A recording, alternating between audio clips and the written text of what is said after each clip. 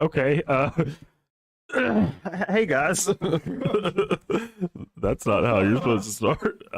So my mouse is sometimes just stops working, and I didn't know where it was, so when I clicked the button to make it start working, it clicked the thank you for watching screen. So what can we say? It's been over a month. He also didn't know where his pencil and eraser were. He didn't know we didn't have any of the pictures queued up. I draw everywhere. I'm just saying. Oh my god, I'm getting sending through double Hey guys. double comments. How's it going? Welcome in. Hey Justin.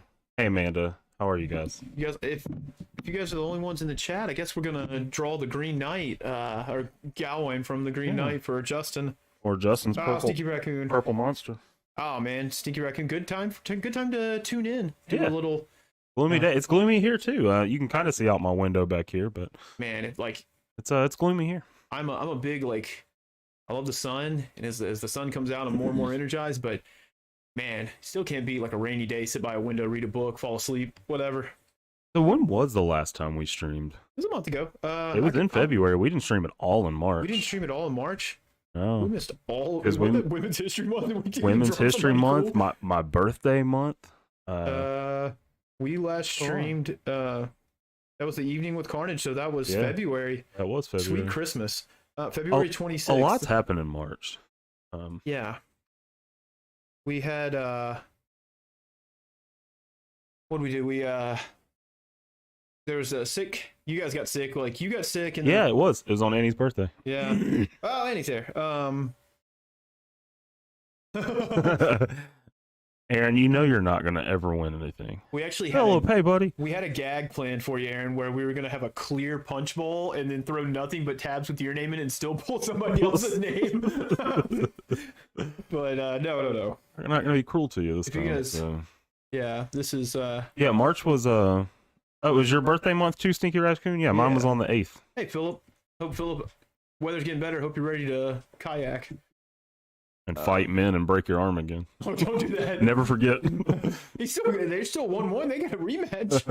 For people who don't know, our nephew showed up to, was that 4th of July? I don't know. We did some Hello, mother. Some American holiday where you drink. Our nephew shows up, Philip Westier in our chat here. Showed up for our party, our American party, and he was like, I think my arms hurt, and it looked like a Z. And why'd your arm look like a noodle? It was like, you know, like in a movie where somebody does something and they cut to the audience and they're like, and they're all like jumping. That's how everybody was. We were like, dude, you need to go. No, I'll be all right. I'll play volleyball. Like, no, you're not. Yeah, it was. Go to the damn hospital. He was trying to downplay. He's like, it hurts a little bit. We're all like aghast. Our mother, who spent, I'm not going to age my mother, but she spent many years as a medical professional, was horrified. I don't want to cut you off, but Philip said we have a wiggle ball game. I was like, Philip, what the hell is wiggle ball? Oh my god! He meant whipple ball. Monster wiggling. So, Philip was. Oh, sorry. No, you're good. You're good. I was gonna say Philip was wrestling and beat this guy in a wrestling match. In the second one, that guy won by breaking Philip's arm. Yeah. So I mean, they've got a 1-1. Yeah. Let's see who's gonna break the tie. So we got some folks in here. Yeah, wiggle ball does sound good. We're gonna invent that. We'll have a party. Next time we have a party, it'll be wiggle ball. Wiggle balls if when Aaron and Seaborn come over for Memphis Comic Expo. Expo. So Aaron, if you and Seaborn decide to fly across the pond to come see us at Memphis Comic Expo, we got a couch right here. Brad sits on it often and sleeps on it often. It sleeps well. You and Seaborn can share it. Oh. So we got a spare room with a big ass bed in it too. I mean, if they want to share a couch, it's fine. That didn't even come up. No, we just assumed that you guys would want to share a couch together. If Aaron and Matt show up, I'm gonna love sending that selfie to Corey. Just like, hey man, wish you were here. Wish you were here. We'll send you a postcard. Yep. So we got a bunch of folks in the chat. We got Mother Starnes in the chat. You gotta say hello to Mother Starnes. Aaron, maybe if Aaron needs some help, we can throw a fundraising stream here. Help fly him over. I'll draw a picture and we'll see if we can sell it for you. You can spoon. I'll come in and be the fork. Oh my gosh, man, we have a silverware drawer. All of us have been in this room together. Silverware drawer. Coming in like a fork in the garbage disposal. Okay, so we got a few folks in here. We'll go ahead and get started. It has been a while since we streamed, and of course, You can't see it, but we're streaming, and now Oh the my dogs are fighting under my feet because that's what they do. Stop. So, yeah, it's been a while since we streamed. It's good to be back, but however, we just want to say real quick that although we haven't streamed in a month, Brad and I have been busy bees, working on projects. I took a vacation in March, finally. It's my first one since October. And Brad took a day off from work, and we came over here and we completely laid out the whole first issue of B Movie Saga. Yeah. Went through it page by page, panel by panel. Acted some of it out. Yep. Put on some voices. Neither of us sound like Grayley nor Collins, but so we did that. So we're good to go. I'm going to be starting that very soon. I've done a couple of rough cover layouts for the cover. So that's the next big project. But if you haven't checked our social media, which if you haven't, shame on you, and all of you that may watch this later, all the thousands that may watch this video later, if you haven't checked out our social media, we finally did grab a concrete colorist in Daniel Erm, who is an actual monster when it comes to colors. The stuff that is being produced is blowing my mind. I like when Daniel started, we did not give him, we were like, hey, just let us know when you want some input. And next thing we know, Daniel's like, hey, how's this looking? Oh, perfect. So the first colors that I got, I was driving.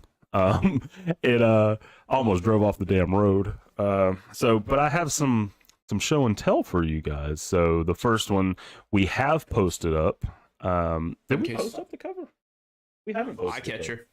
Yeah. So the first one that this one right here is a pinup that I did, obviously, of our two main characters, Grayley and Collins. And we're covering up Brad. I know you guys want to see more of Brad, but it's okay. He'll be covered up for a little bit.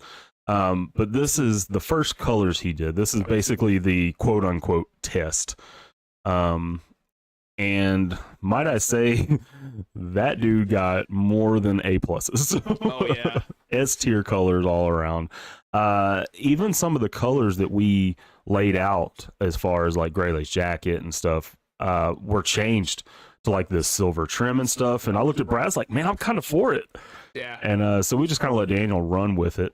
So I'm gonna unlock this real quick just so I can blow it up a little bit so you can actually kind of see it a little bit closer and a little bit better. And we'll just kind of run down it real quick just so you can see it. But it's absolutely outstanding. If you're not following Daniel Erm, you need to be following. Everything that is produced is absolutely stellar. Yeah. So the craziest part is where they throw in like the little details. Of course, don't get me wrong, Colin's dress is exceptional, but the little lights on their guns where they're showing like charges or some of the shadows on the arms, stuff that just sells it is like a comic book. It feels perfect. It's just great. And we'd be doing ourselves a disservice if we didn't mention that Corey inked this. Oh yeah. In all seriousness, he inked the holy shit out of this. Oh yeah. For sure. The inks are absolutely stellar and amazing. So there's that. But we haven't posted the cover, have we? Colors? We have not, because I would have reposted to the Brute Studios. So here you go, guys. This is a world premiere of the cover of our B Movie Saga's second story. Because again, it's not the full first issue. It's not the full second issue, but it's called B Movie Saga 2 because it follow-ups our first small story. It's kind of like the production name of it. Yeah. So B Movie Saga second story. This will be the cover for it. That's not it. Oh, gosh, we are. Although it's really good. Although that's really good. It's worth showing twice. These are the colors to the cover. Yeah. So I'm gonna leave it small here for a second, just so you can kind of take in the whole thing. Because once again, Daniel Erm fucking crushed this. So my goodness. Daniel asked one question. Did the flats for the insect alien at the bottom, posted them up, said, how do you guys feel about these?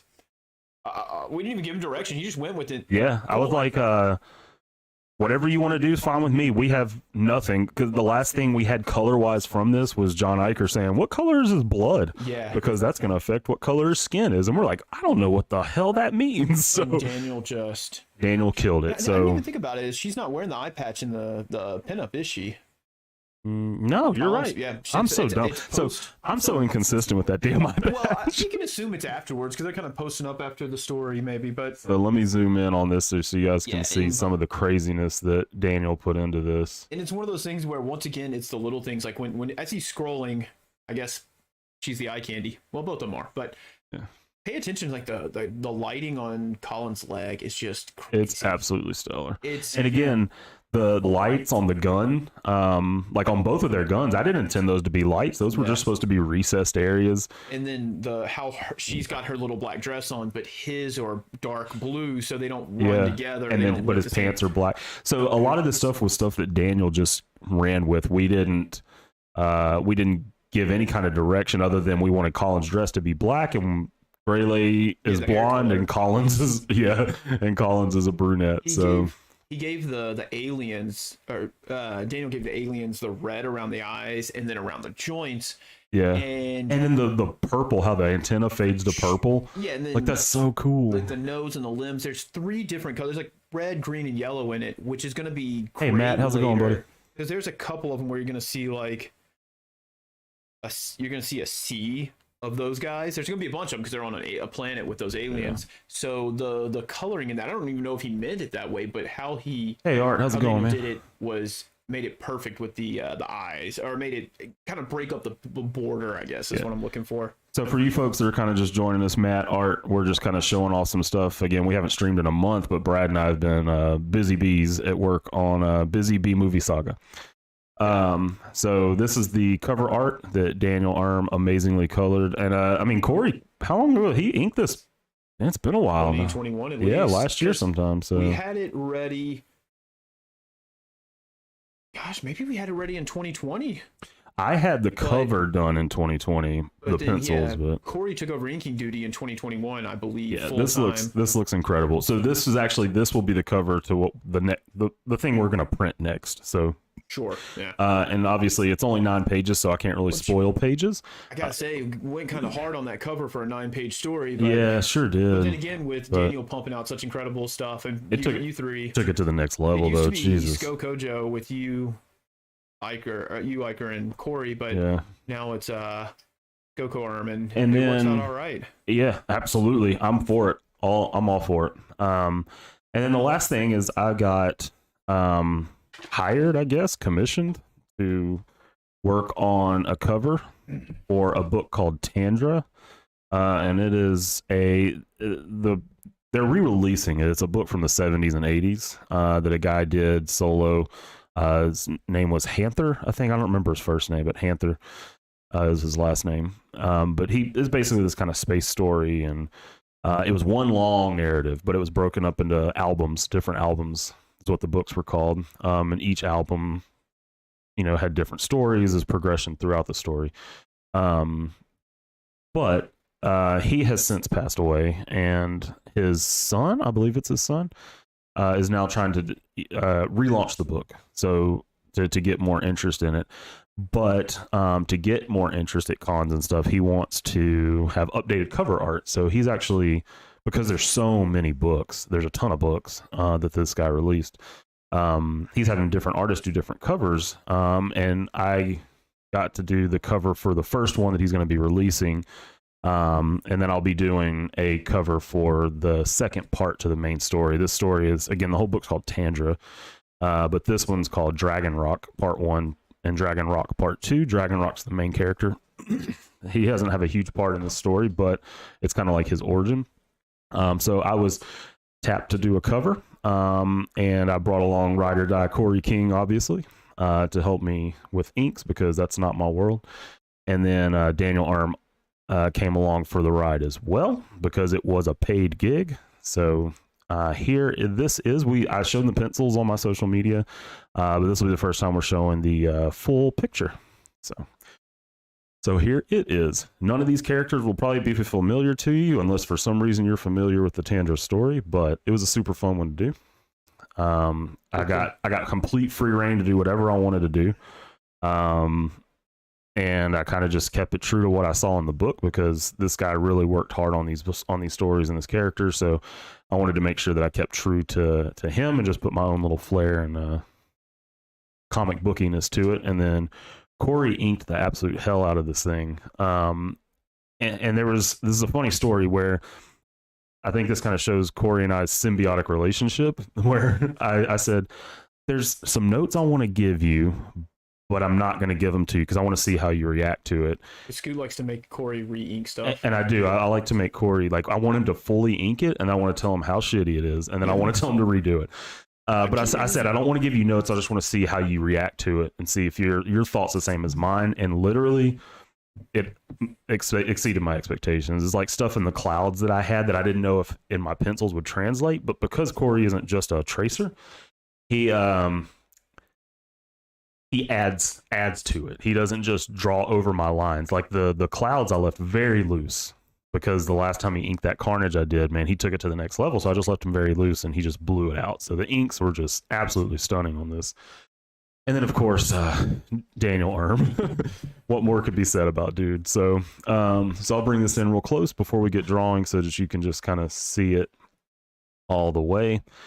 And again, I couldn't tell you really any of these characters' names because I've only read the book once. It was rather enjoyable. I enjoyed it. But I know this lady's like a princess or a queen. Very like Flash Gordon Star. It is. It's very Flash Gordon. Very Flash Gordon. The guy's name is oh my god, I can't remember. Man, we did not prep. Yep. The wizard's name, I don't remember if he's actually not a wizard. He looks like a wizard, but this little kid is Dragon Rock. He's the main character, and he literally appears in 2 panels in the whole book. So, but his story is what eventually becomes the overarching story of Tandra, because he grows up and it starts following him. So, but the effects that Daniel put in these and Corey's speckling on the bottoms of the clouds, man, is just, I don't know if anybody was ready for this cover that was produced, because I know I wasn't. So yep. And Annie actually texted me yesterday and said, oh, this looks great, one question, what's holding that thing over her boobs?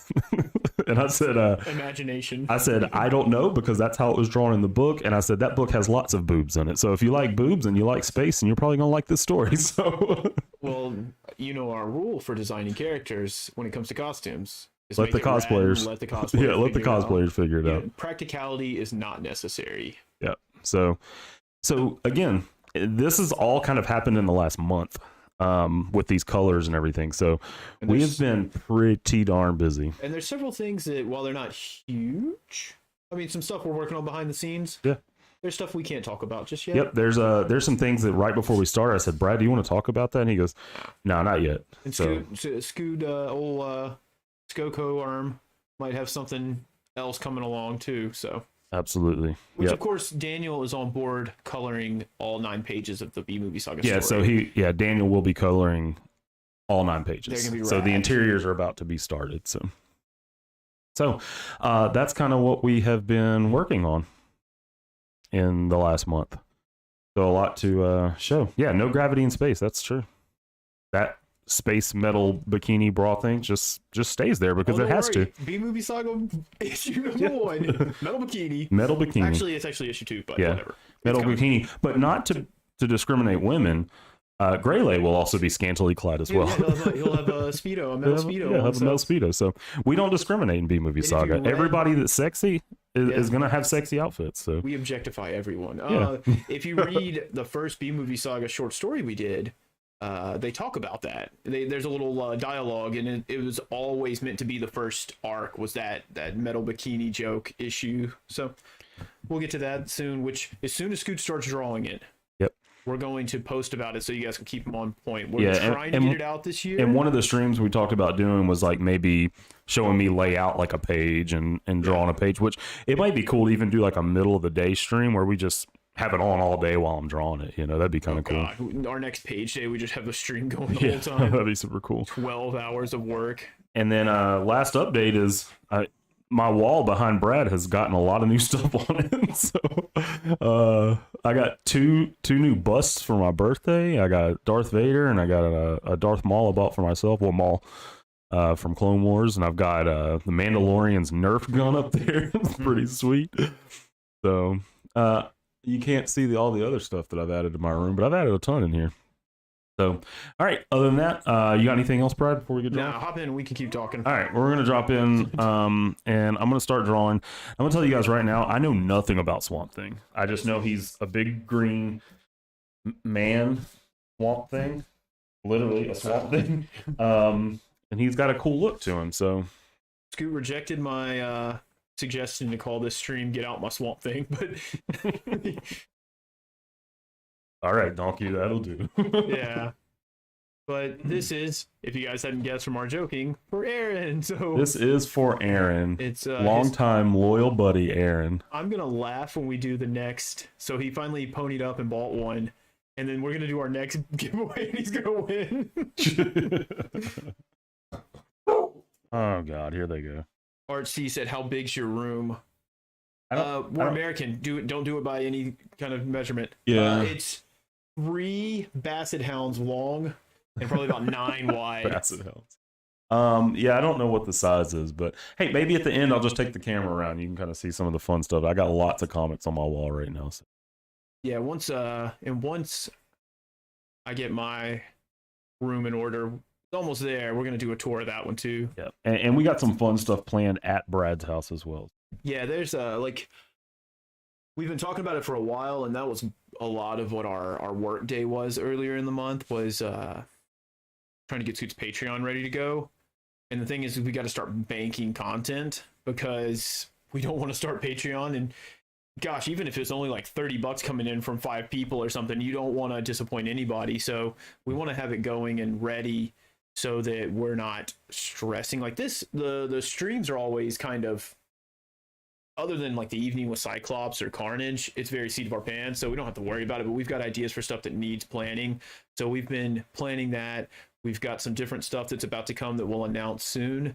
And so I'm thinking, I was talking to Scoot, this one, unless we just do a quick one like next week, like for some reason we stream next Tuesday or something, like it's very short time period. I want our next stream to be Root Studios, to be us. To be our comic, be themed towards our stuff. Not Marvel, not DC. Not Marvel, not DC, nothing established. So we'll probably, I guess you'd probably do the cover or maybe lay out a page or something. Or, yeah, I could do that.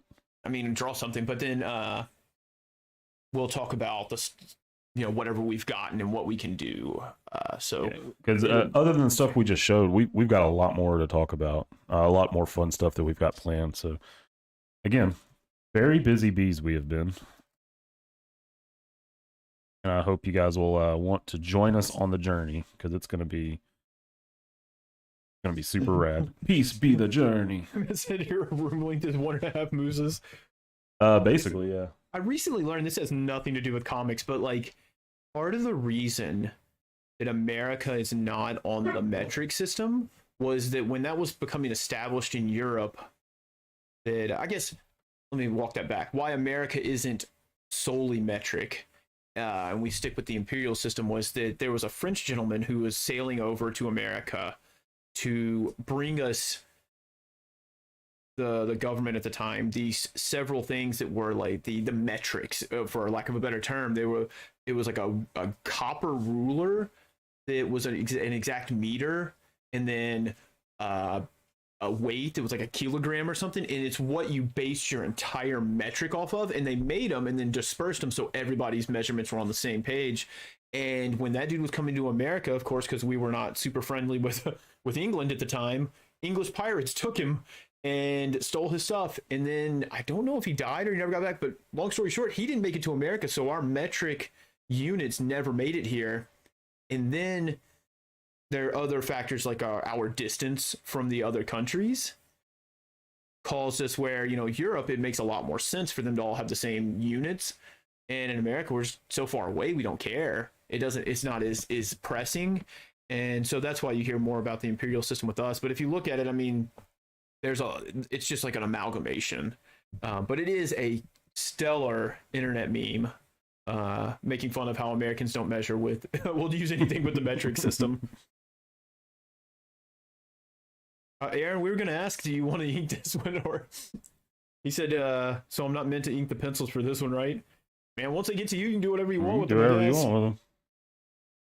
Or if you want Corey to ink them, just so you have something from your American boys. We'll do that too. Dude, we can have them printed out and have ink and pencils. Whatever you want, man. This is yours. In all seriousness, we always joke that you never win anything. I mean, that's not a joke. You never win anything. That's not a joke. That is a fact. That is a fact. But same as what we, why we did what we did for Hayashi that time. Like, really appreciate you, man. All the support you give us. Yeah. Even, shit.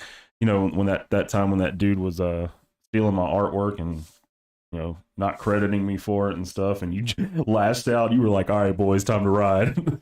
Yeah. So, I appreciate it very, very much. The I never support saw what is happened to that. That was pretty funny though.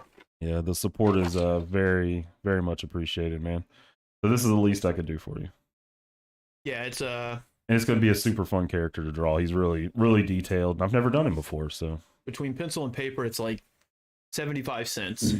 Time and effort, little more than that. Shipping, yeah. oh my god, dude. But no, honestly, we've got a care package about to go to the UK boys, to Aaron and Matt. And Yeah, I said I'd draw it. I never said I'd get it to you. Oh yeah, come to Memphis. Yeah. Well, obviously we didn't. Unless something crazy happens, we didn't get into Thought Bubble. But I still want to go. So maybe we'll see Aaron and Matt in September, and I'll see them in December. Yeah. Hopefully the new job's going well for you too, Aaron. And that sounds like you started it, or should be soon. Gosh, it was impressive. I'm looking for a couple of comics that were published in the UK. That was back. I don't know. Does the UK and do other countries still have their own unique Marvel comics? But these are from like the 70s or 80s. I was like, They hey have man, food trucks still? and I was like, do you happen to check these out and see if you have them? I mean, it might be that you're more likely to have them because UK's like, I got my people on it. And dude had a network. Like, I don't know, like he got out on Morse code like the end of Independence Day and started getting people to bid on this stuff for me. It was awesome. It says new job starts April 25th. Sweet. Nice. And well, I don't know. Corey, do you want us to talk about your work predicament? I don't know if that's too personal. Okay, Marvel. He said, no, Marvel UK super dead. Yeah, and when I lived in France for a little bit, just a semester, nothing too long term, it was wild because like I went to the comic shops and they just had the straight up American comics on the shelf. But then every once in a while, like I don't know what the printing schedule was. I'm assuming it's every few months. They would print almost like a mini trade of just somewhere between like 3 to 4 issues in a kind of just like the comics, not as in like not as heavy of a cover, and it would just be 3 or 4 comics from a certain month all printed together, then translated into French. And so I was like, how do they keep up with this? Like, I would just be more than ever, I'd have to wait for trades because it was just wild to me that it was so the printing was so different. I feel like, I don't know, like we get manga the same week that Japan gets it now. Shouldn't they like at least get it digitally somewhere like that? I don't know. Yeah, I didn't think so, Corey. Well, I stopped myself. Corey's job wrangling a basketball team. Yeah. I think he runs an underground fighting ring with that bouncy castle. What about the quit your job, chase your dreams type of stuff, Corey? Can we talk about that? No, we don't. I don't know if we'll talk about the France story another day. Bear said there was a wild France story. Yeah, but it's always a good one. I love when you were telling that to Dad. Oh yeah, so our dad, like, this is bad because Mom's in the chat. Mom's here, so she knows it now. And maybe it's a little different, but like, it may be somewhere, but at least in the South, like. Growing up, we had potty mouths just like any other kids. We cursed all the time. But when parents came around, you put that shit on lock. You did not curse. You didn't say anything, and you definitely didn't curse at your parents. I only dropped one F-bomb. Me and my dad knew each other for 33 years. 33 years. I dropped one F-bomb in my entire life, and it was telling him about the guy who was yelling at me on the tube when I first landed in London, and he yelled at me, and I was just like, I couldn't take it, and I was trying to be nice, and I'm like, I'm always conscious of being the rude American when I'm somewhere abroad, and I eventually had to drop an F-bomb on him, and I was telling our aunt and uncle the story, and I was like, "Hey, Dad, I'm sorry, I'm about to curse," and he's like, "Okay." And I dropped it. I don't know if I've ever seen him laugh at a story harder. He was cracking he was up. dying. Uh, but yeah, it's mom. Unfortunately, she's been indoctrinated now. Yeah. So it's too late. Like, I don't know if we ever hit that 1,000 and start monetizing videos, or do we have to stop cursing? Do we have to stop? I don't think we could. I wouldn't care. It's not like we're trying to make money off this anyway. Mainly just to make sure you finish commissions. Basically, yeah.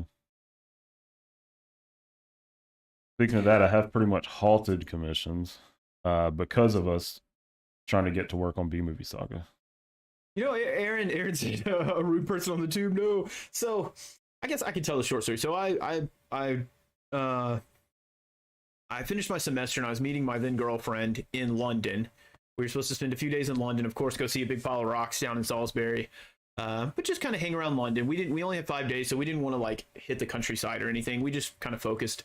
Which, first of all, Natural History Museum is baller. Oh my god! Like, you walk in and Dippy, the Diplodocus, is right there. Big old white marble Charles Darwin. Just great. I remember I was like the third person in the first day there because my girlfriend hadn't shown up yet, and I just had to burn a day. So I was like, oh, I'll go to this museum and then I'll go do other stuff. I was the third person in line and the last person to leave. Like, they came in, they're like, sir, you gotta go. Like, we're closing. And great museum. But I had to get up at like 2 a.m. in Lille to get on the bus, and then I took the Channel, which was super fun. I mean, you're in a dark hole, but it's still cool that you're going under the English Channel. And I get to London at, you know, I don't know, I don't remember what time it was. Regardless, I was exhausted and mentally fatigued, and I'm like, yeah, I'm in a country where I don't have to translate everything, and my brain is finally like, I'm here. And also, America's public transit is shit. Yeah. So we don't have any kind of like buffering to learn this stuff. So I get there and I'm like, oh my god, I gotta walk. Like, I'm like, I've got the map out and I can't use my phone because I'm in a foreign country. And I'm like, okay, cool. I got this map, and I was like, judging by this map, I'm like 4 miles away. Oh my god. And so I was like, all right, I'll just take the tube. There's a station that drops off, like, looks like 2 or 3 streets over. No big deal. And I go there and I talk to this guy, and the first guy I talk to he's some form of African, and he has a very thick accent, and I could not understand him. And I'm like, oh my god, I'm finally in a country where they speak English, and I can't understand this dude because his accent's so thick. So finally, I go into the tube. He points me, and I go to the tube station. I don't even think of anything. I'm like, oh, good. There's a computer. I can just go to the little computer terminal, buy my ticket, hop on the train, go over. I'm good. So I buy a ticket, and then I go to walk, and as soon as I turn around, I see a big ass, just like full wall covering the entire like station that says station closed for renovation or something. So the train's not running there. And I'm like, oh my god. And this guy immediately was like, what is wrong with you? And I was like, excuse me? He's like, why'd you buy a ticket? I was like, I was trying to use the train, man. And I'm just trying to explain myself. And dude is just laying into me. He's just like sitting behind his little glass wall, and he's like, why are you doing this? Blah, blah, blah, blah, blah. I can't believe you did. Don't you read it? I was like, hey, man, I'm sorry. It's my first time here. I just, I've literally stepped off a bus 15 minutes ago. I'm just trying to find my way around. I apologize. And, it's like $5. I don't care. I'll eat the, money if I can't. Is it possible? He's like, what the fuck? And he's like, oh, give me your card. I'll get you. Now I got to refund you and do it. Like, it was the hardest thing on the planet for him to swipe my card and refund me the money for this. And he's just laying into me. And the whole time, I'm like, okay, if this was America, I would have already gone crazy. And I'm just like, okay, be calm, be calm. And he's just super dick to me. And I was like, okay, well, thank you. And he gives me my card back. And as soon as I grab my card, I'm like, fuck you. And just like walk off. And he jumped. And I was just like, yeah, what a dickhead. And so after 20 minutes of a guy I couldn't understand and a guy yelling at me like I was the biggest idiot on the planet, I ended up walking the 4 miles in the burning London heat, and which came out of nowhere. And I think I saw Jeremy Renner, Hawkeye. I was walking and I'm like super sweaty, and I see him like, hey, that's Jeremy Renner. And then I was looking at him, I was like, well, I'm not gonna go take a picture because I look like hell. So I just kept walking. But yeah, so that was the only F-bomb I ever dropped to my dad, and he loved it. Mainly because I guess he liked people if that had been my dad, he would have punched him. Yeah, because he was hardcore. Yeah, because dad was fighting into his 70s. Scoot and I never got into a fight, so still haven't. 34 years strong, but natural history museum is a baller.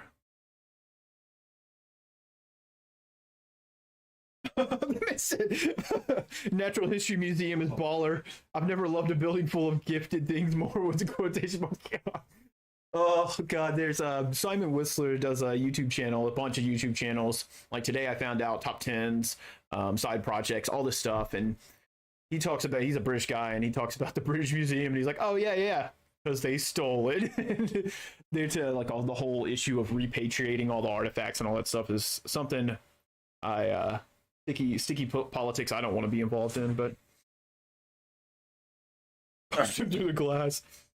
Oh yeah, every once in a while, we have Bear Said Memphis came out. Yeah. Yeah. Every once in a while, you got to represent the hood.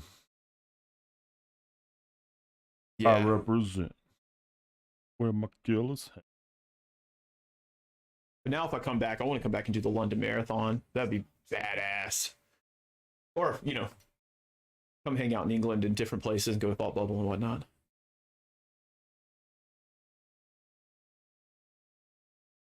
I'm just glad we're finally getting back to a time where you can do stuff like that. Yeah, it seems like people are, man, because 2021 was just like, oh, guys, we're getting out, and here's all this, the biggest convention you've ever seen, and then the day before, everybody before people canceled. Yeah. Like, God, like, I get it. Like, I understood 100% why people were canceling, but also it was really a really tough sell to get people there. Like, it's after the first, like, probably after February last year, I was like, I'm not trying to go to any convention because I can't guarantee anybody's going to be there.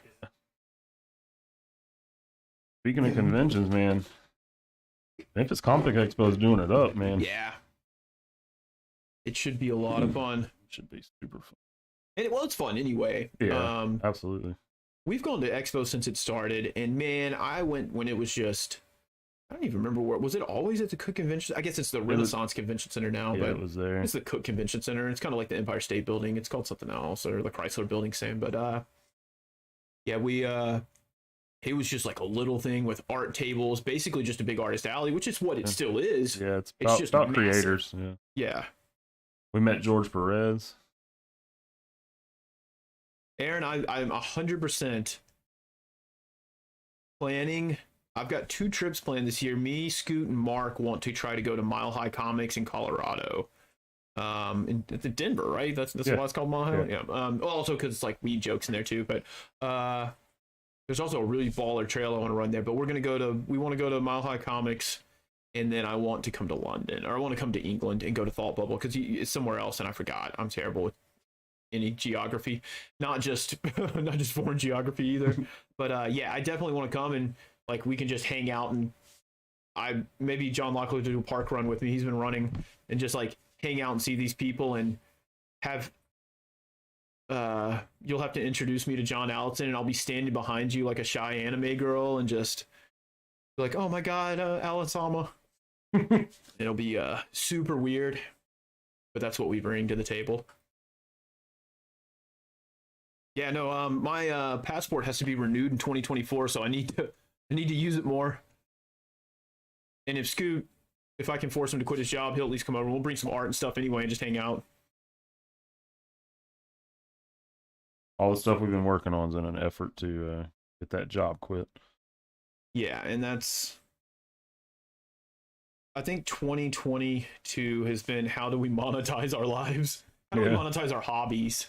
Because I'm doing it in other aspects of life too, and it's not even me. I mean, once again, I could write, if it got to where Scoot was just hammering stuff and we had other artists lined up and we were making money off this, I could keep my day job and write at least 4 different series, easy. I would just have to hyper focus a little more. But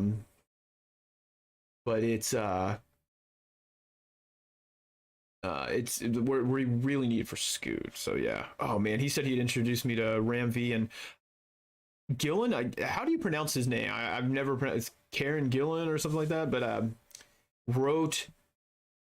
think he wrote the Iron Man series I really liked. I want to say where he was in space.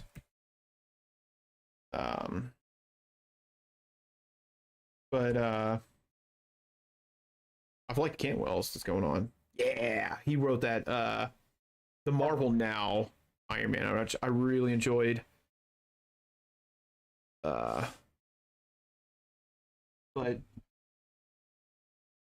Ram V, was he writing Carnage, or he wrote a story in Carnage recently? Key Run. Oh, very good to know. Key Run. Like, I'm not good with writers' names. It's like, man, this guy and this guy wrote it, this guy inked it, this guy actually did the shadows on this page. This guy, who wrote it? Who cares? Shit, I don't know. There was a story? They have words? Like, I ain't gonna lie. Yeah, he did. He did it on Star Wars. It was super good. I pay attention to the art so much that sometimes I just stop reading. Yeah. I had this theory too, like, about like how you and I enjoy music differently. Yeah. And like it spread from like you not enjoying the last two Fratelli's albums as much because the music is so very different and weird, for lack of a better term. Yeah. And not just rock and roll, but how like lyrically he is just exploding into my writer's brain. Yeah. It's just I enjoy it on a different level, and it's or on a different level, but in a different way. It's a better absolutely. way to put it. And that's what comics, and I think Scoot and I are doing a series when we launch Patreon about us analyzing comics, and not in a grading sort of way, not a read this, don't read that, this is 9 out of 10, nothing like that, but just us dissecting it as nerds like to do. And I think that's what we need to do is we need to do it together so that you and I bring something different to the table. Not that I don't see the art. I mean, shit, I sent you pictures. I was like, did you see what Mark Bagley drew this week? Good Lord. And, but you see it in a different way than I do. And so it'll be good to have those varying opinions. He said Swampy got me bitching at 10. Yeah, this is gonna take me all of the 2 hours, I'm sure. Just because he's got is one of those characters that I'm just gonna get lost in. It's like drawing a man tree. He yeah, he's like you said, like I remember when you drew Bigfoot for me. If you guys have never seen, God, is that on your Instagram? It's on there somewhere. Was that for my graduation? No, that was for your Annihilus was for your graduation. Oh man, that Annihilus holds up. Yeah, Bigfoot was just birthday? for birthday, I think. Yeah, Scoot drew me this badass picture of Bigfoot, kind of based on the Patterson Gimlin encounter in gosh, I'm blanking on it, where they saw him. Well, they saw her, because Patty, if you've ever seen that Bigfoot, the famous Bigfoot video, Bigfoot has boobs. So it's Patty. It's a chick. When I drew that Bigfoot, I took the mammaries yeah, out. Scoot, like what kind of comic artist? You had a chance to draw big boobs and passed up on it? Come on. Yeah. There's something about him being covered in fur. He's like, I'm gonna draw Vampirella in a turtleneck. And you're like, get out of here. Good idea. That's I always said there was an ongoing joke when me and Justin lived together, and we would talk about like they had the Capcom Cups or whatever, where they would do the Street Fighter games, and the guys whoever player won the tournament got to do what they got all the prizes and stuff, but they helped design a new costume for the character they won with. And I was like, I'm about to become the best Chun-Li player on the planet. I am going to be unstoppable, win, and then her alternate costume is going to be like a jogging outfit, like loose, not even tight ones. It's gonna be like baggy 90s. Like, you remember what Tim Allen was wearing when he came out as the Santa Claus and he was fat for the first time, and he's wearing like the gray sweats and that's what he's gonna be wearing. She'd be wearing that and no form to her body, because every time it's just like, hey, we're doing a summer program. Like, let me guess, Chun-Li got another bathing suit. Yeah. Oh, well, we're doing this one and it's winter based. Like, why is she half naked? Yeah. Shouldn't she be in a coat or something? Like, at least like Cammy, they put her in a little tactical vest or something. And it's just with like no pants. Chun-Li, like, actually, the less Chun-Li wears, the more powerful she's. Like, okay. And so that was an ongoing joke. Is like, I got to get better so I can put some clothes on her. That hussy. It's a Vampirella and a turtleneck, but it's only the neck. Yeah. She's wearing just a neck collar, a cotton collar. Oh my god!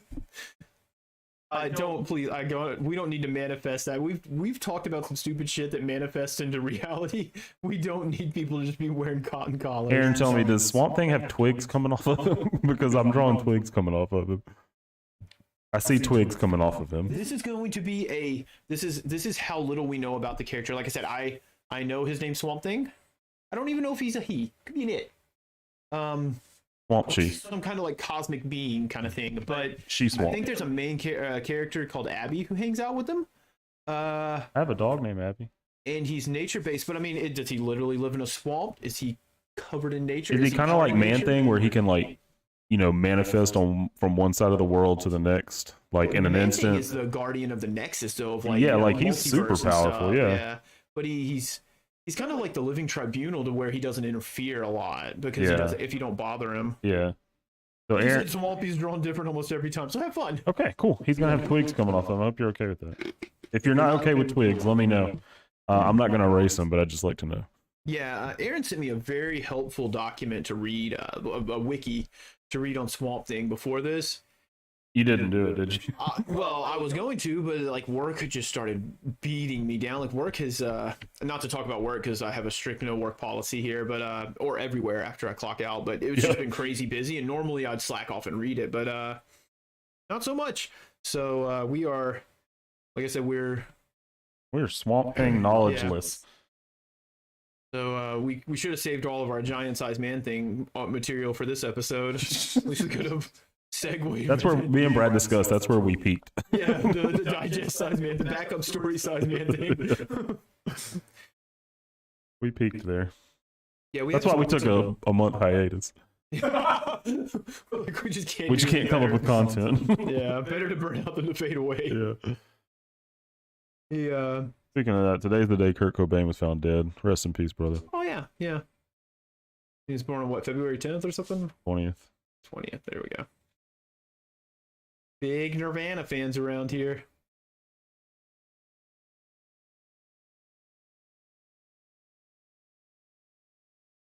I should have saved. I was catching Scoot up on the Amazing Spider-Man Beyond arc that just wrapped up, where Ben Reilly was the main focus.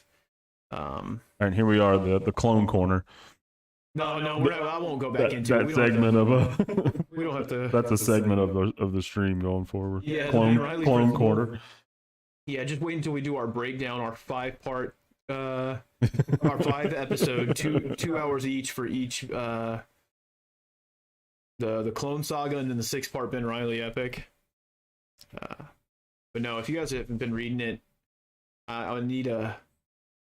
Well, actually, I don't need any opinions, because my opinions on it. I have been enjoying the hell out of it. Yeah, what's everybody been reading? Believe it or not, over the last like month and a half, I've been to the comic shop almost every week. Yeah, and he actually went to the comic shop this week, and I haven't. I've been every week over the past month, except for last. So he said, Swamp Thing can indeed do the same as Man Thing. He's the avatar of the green. His daughter was once also Swamp Thing for a while. Ooh.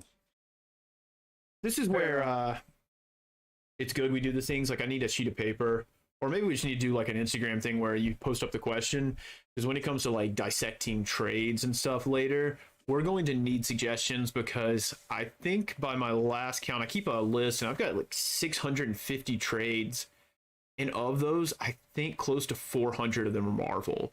And as I always say, it's not, I don't dislike DC by any means. It's just we grew up Marvel, and so that's kind of what we do. That's kind of what we know.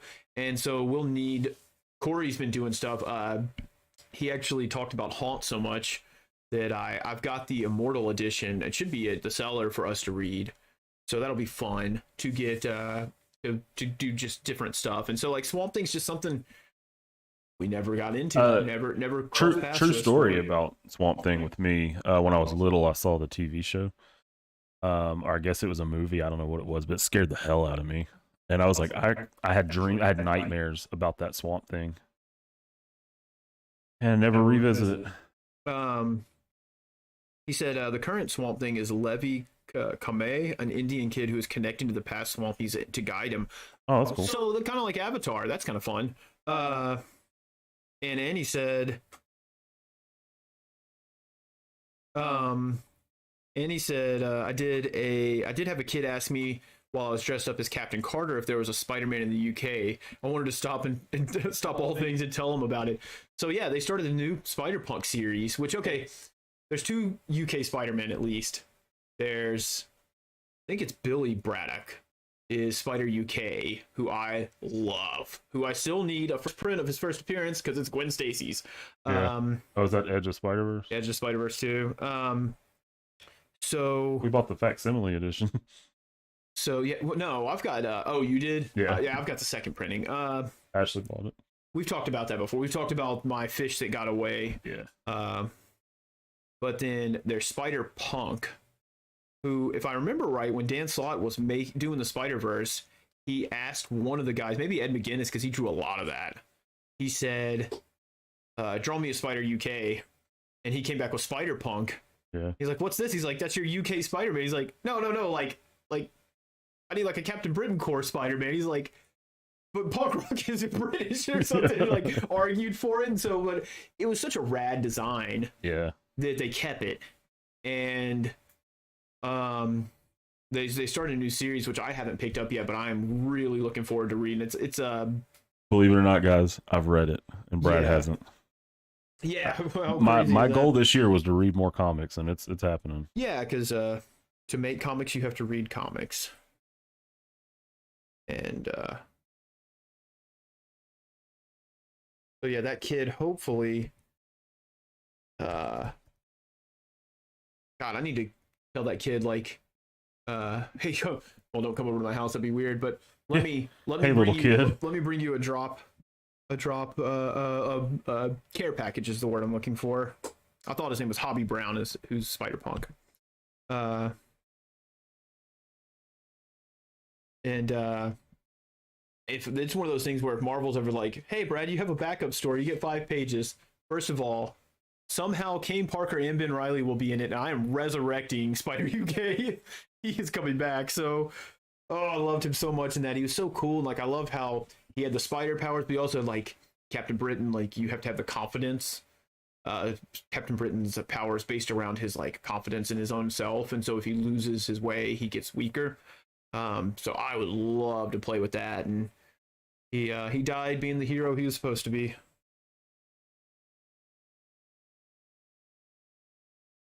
He said Swamp Thing can be damn dark at times. He said it seems like he could lean on the horror aspects.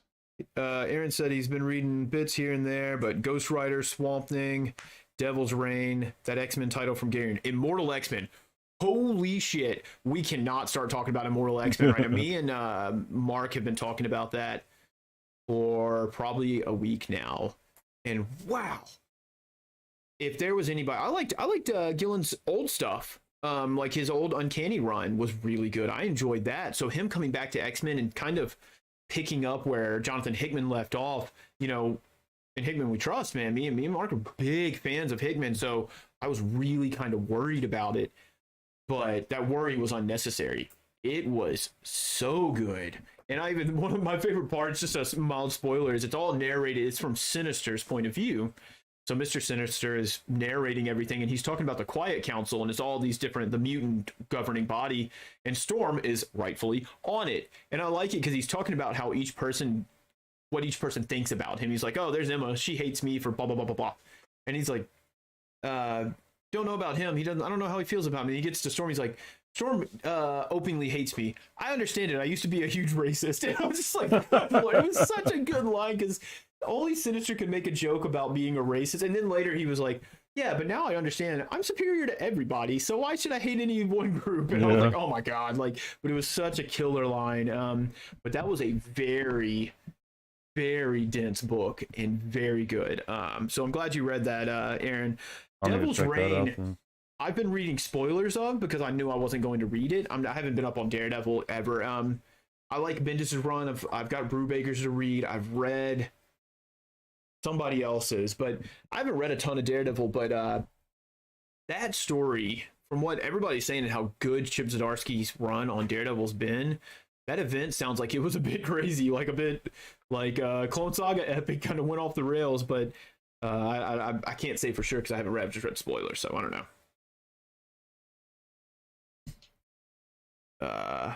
What else did he say he's read?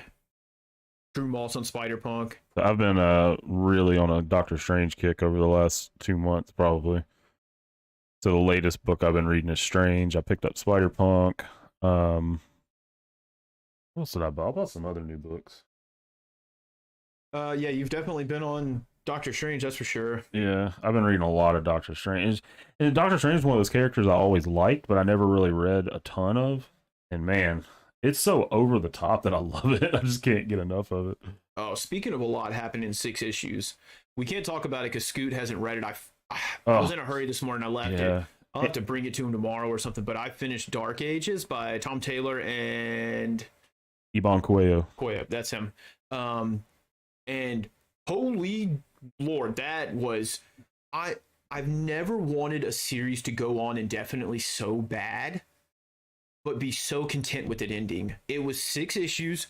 It introduced this entire alternate universe of all of our favorite characters, and in my opinion, was very true to those characters. Very faithful to how they should be, which is great. It's one of those things as a writer where if you have a character fully formed, you can throw them into any situation. I say it all the time is I don't write my characters in through a situation. I create a situation and watch them go through it. And it kind of sounds like meta and almost like, oh, the characters write themselves. And it's not that.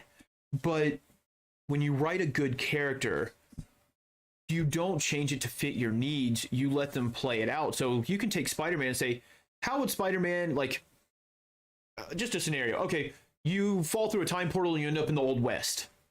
Well, Spider-Man falling into the Old West would be very different than Captain America falling into the Old West, which would be very different from Batman if he fell into the Old West. And if you write Batman to feel like Spider-Man, you've written Batman wrong. Because you're supposed to let the characters be themselves. And it's okay to change it here and there. Like, if you want to write Spider-Man evil in an alternate universe, that's fine.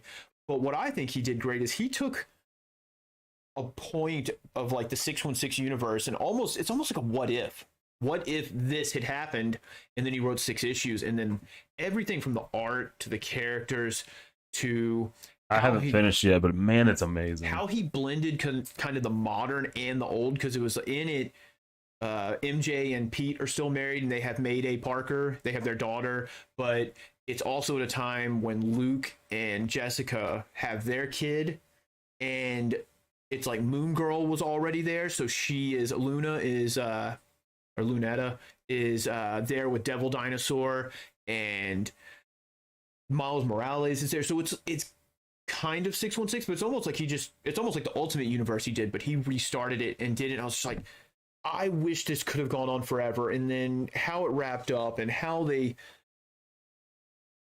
kept all the characters just so good to me, how I felt like it never once was I like, wow, he wrote Doom like that, and he should not have. It was just on point. Gosh, such a good, I don't know why I'm not hearing more people talk about it. It was exceptional. And it's one of those things where if somebody ever came in and was like, hey Brad, you can write an issue or you can write a miniseries, but it can't be the main universe, I'd either want to write one in Mayday Parker in the Spider-Girl universe, because I love that universe. The MC2 is what it's called. Or in the Dark Age universe. God, it was just, it left so much fertile ground for you to play with. And it was very hopeful for something that started so dark and was very post-apocalyptic.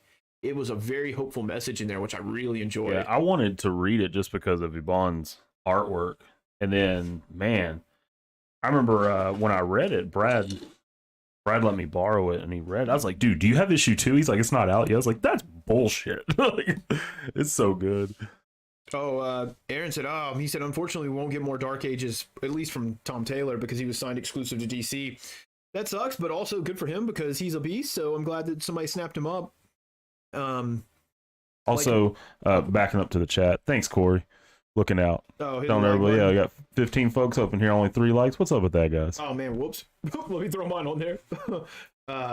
Yeah, there's part of me who's like, man, I would never want to be an exclusive writer, because what if Todd McFarlane called, it's like, hey Brad, I love what you've been doing with this X series. What you want to write a Spawn series? I'm like, dude, I'm exclusive. I can't. It's like, that would kill me. Yeah. Like, oh my god, like, but at the same time, if Marvel came and said, we're gonna pay you this crazy amount of money, be exclusive. Like, all right, I'll write some other stuff later. Let's do it. I mean, it's Ryan Stegman was exclusive for so long, and he's like, why would I leave? He's like, they treat me well.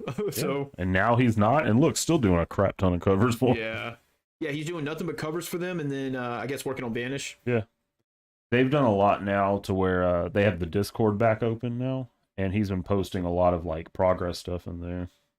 Which I'm not really a fan of Discord, but I'll pop in there every once in a while just to check it out. Some cool artwork he's got in there. Artsy said Morbius, more like more BS. Morbius. So no, I haven't seen it.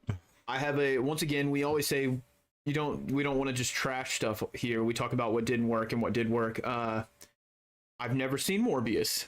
I don't think I'm ever going to see Morbius, so I'll never have an opinion, but I will say that Sony's history of Marvel movies are not my style.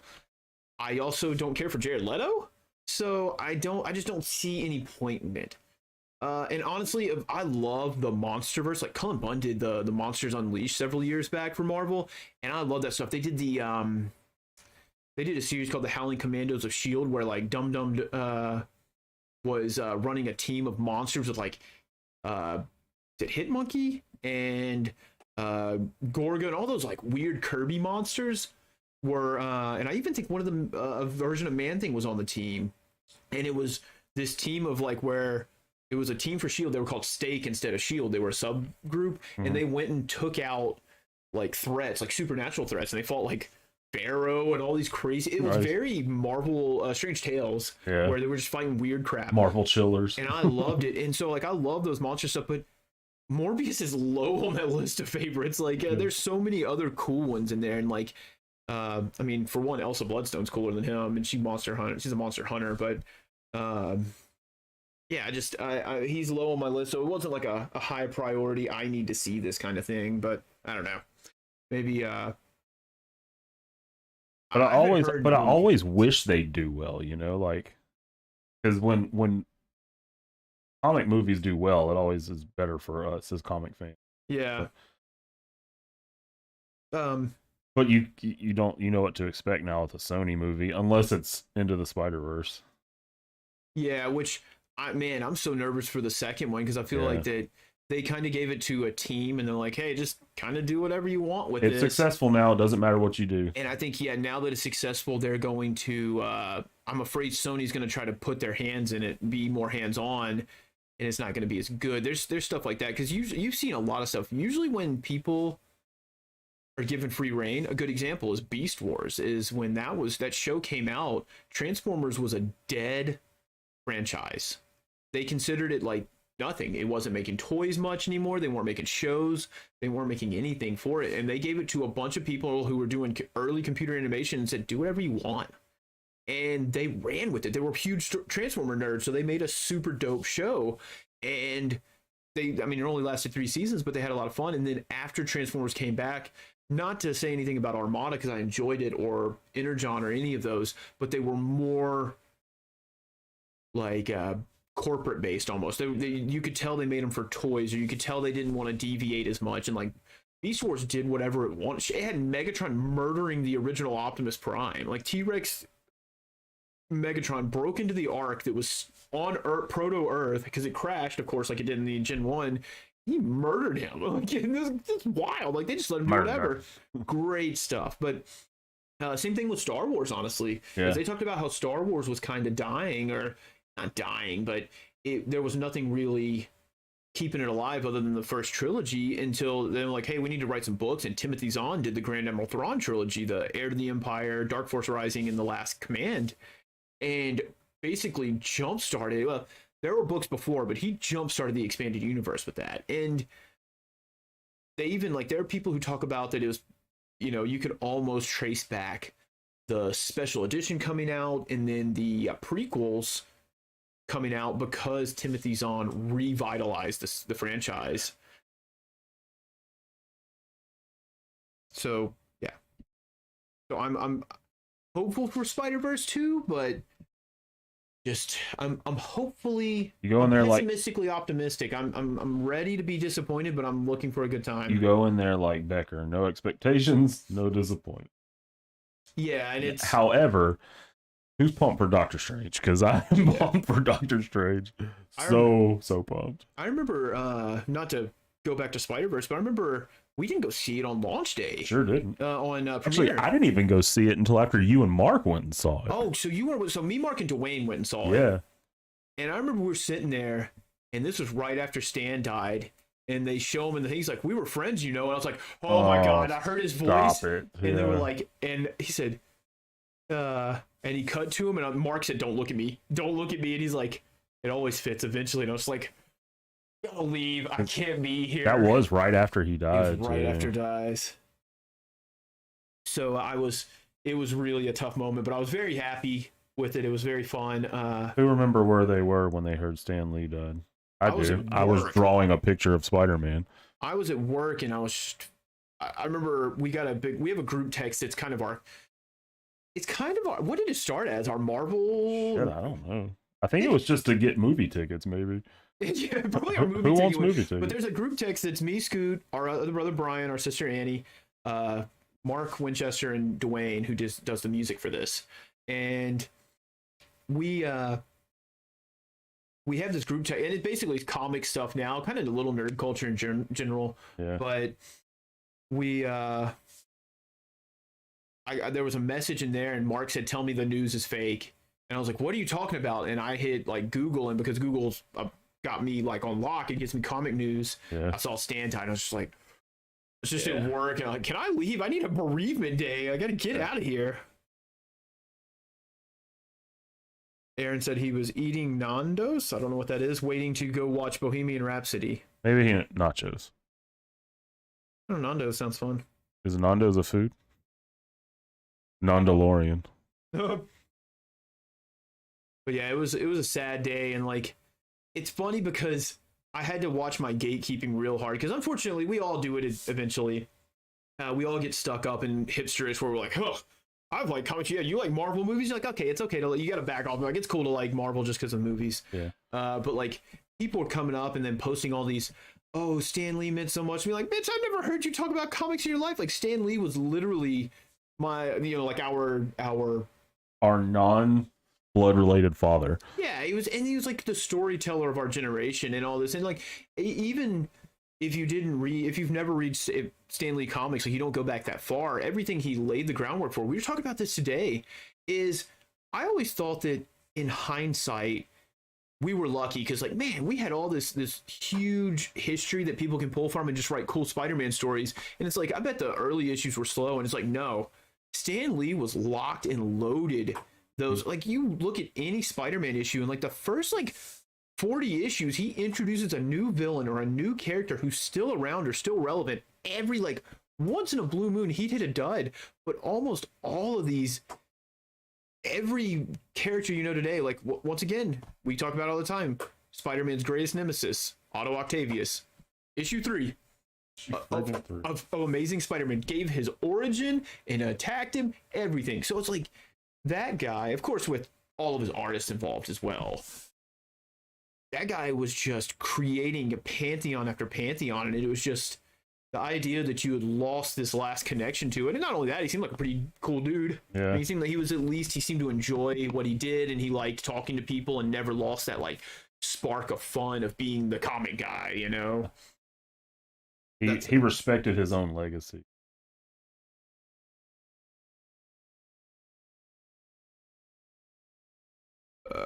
Let's see.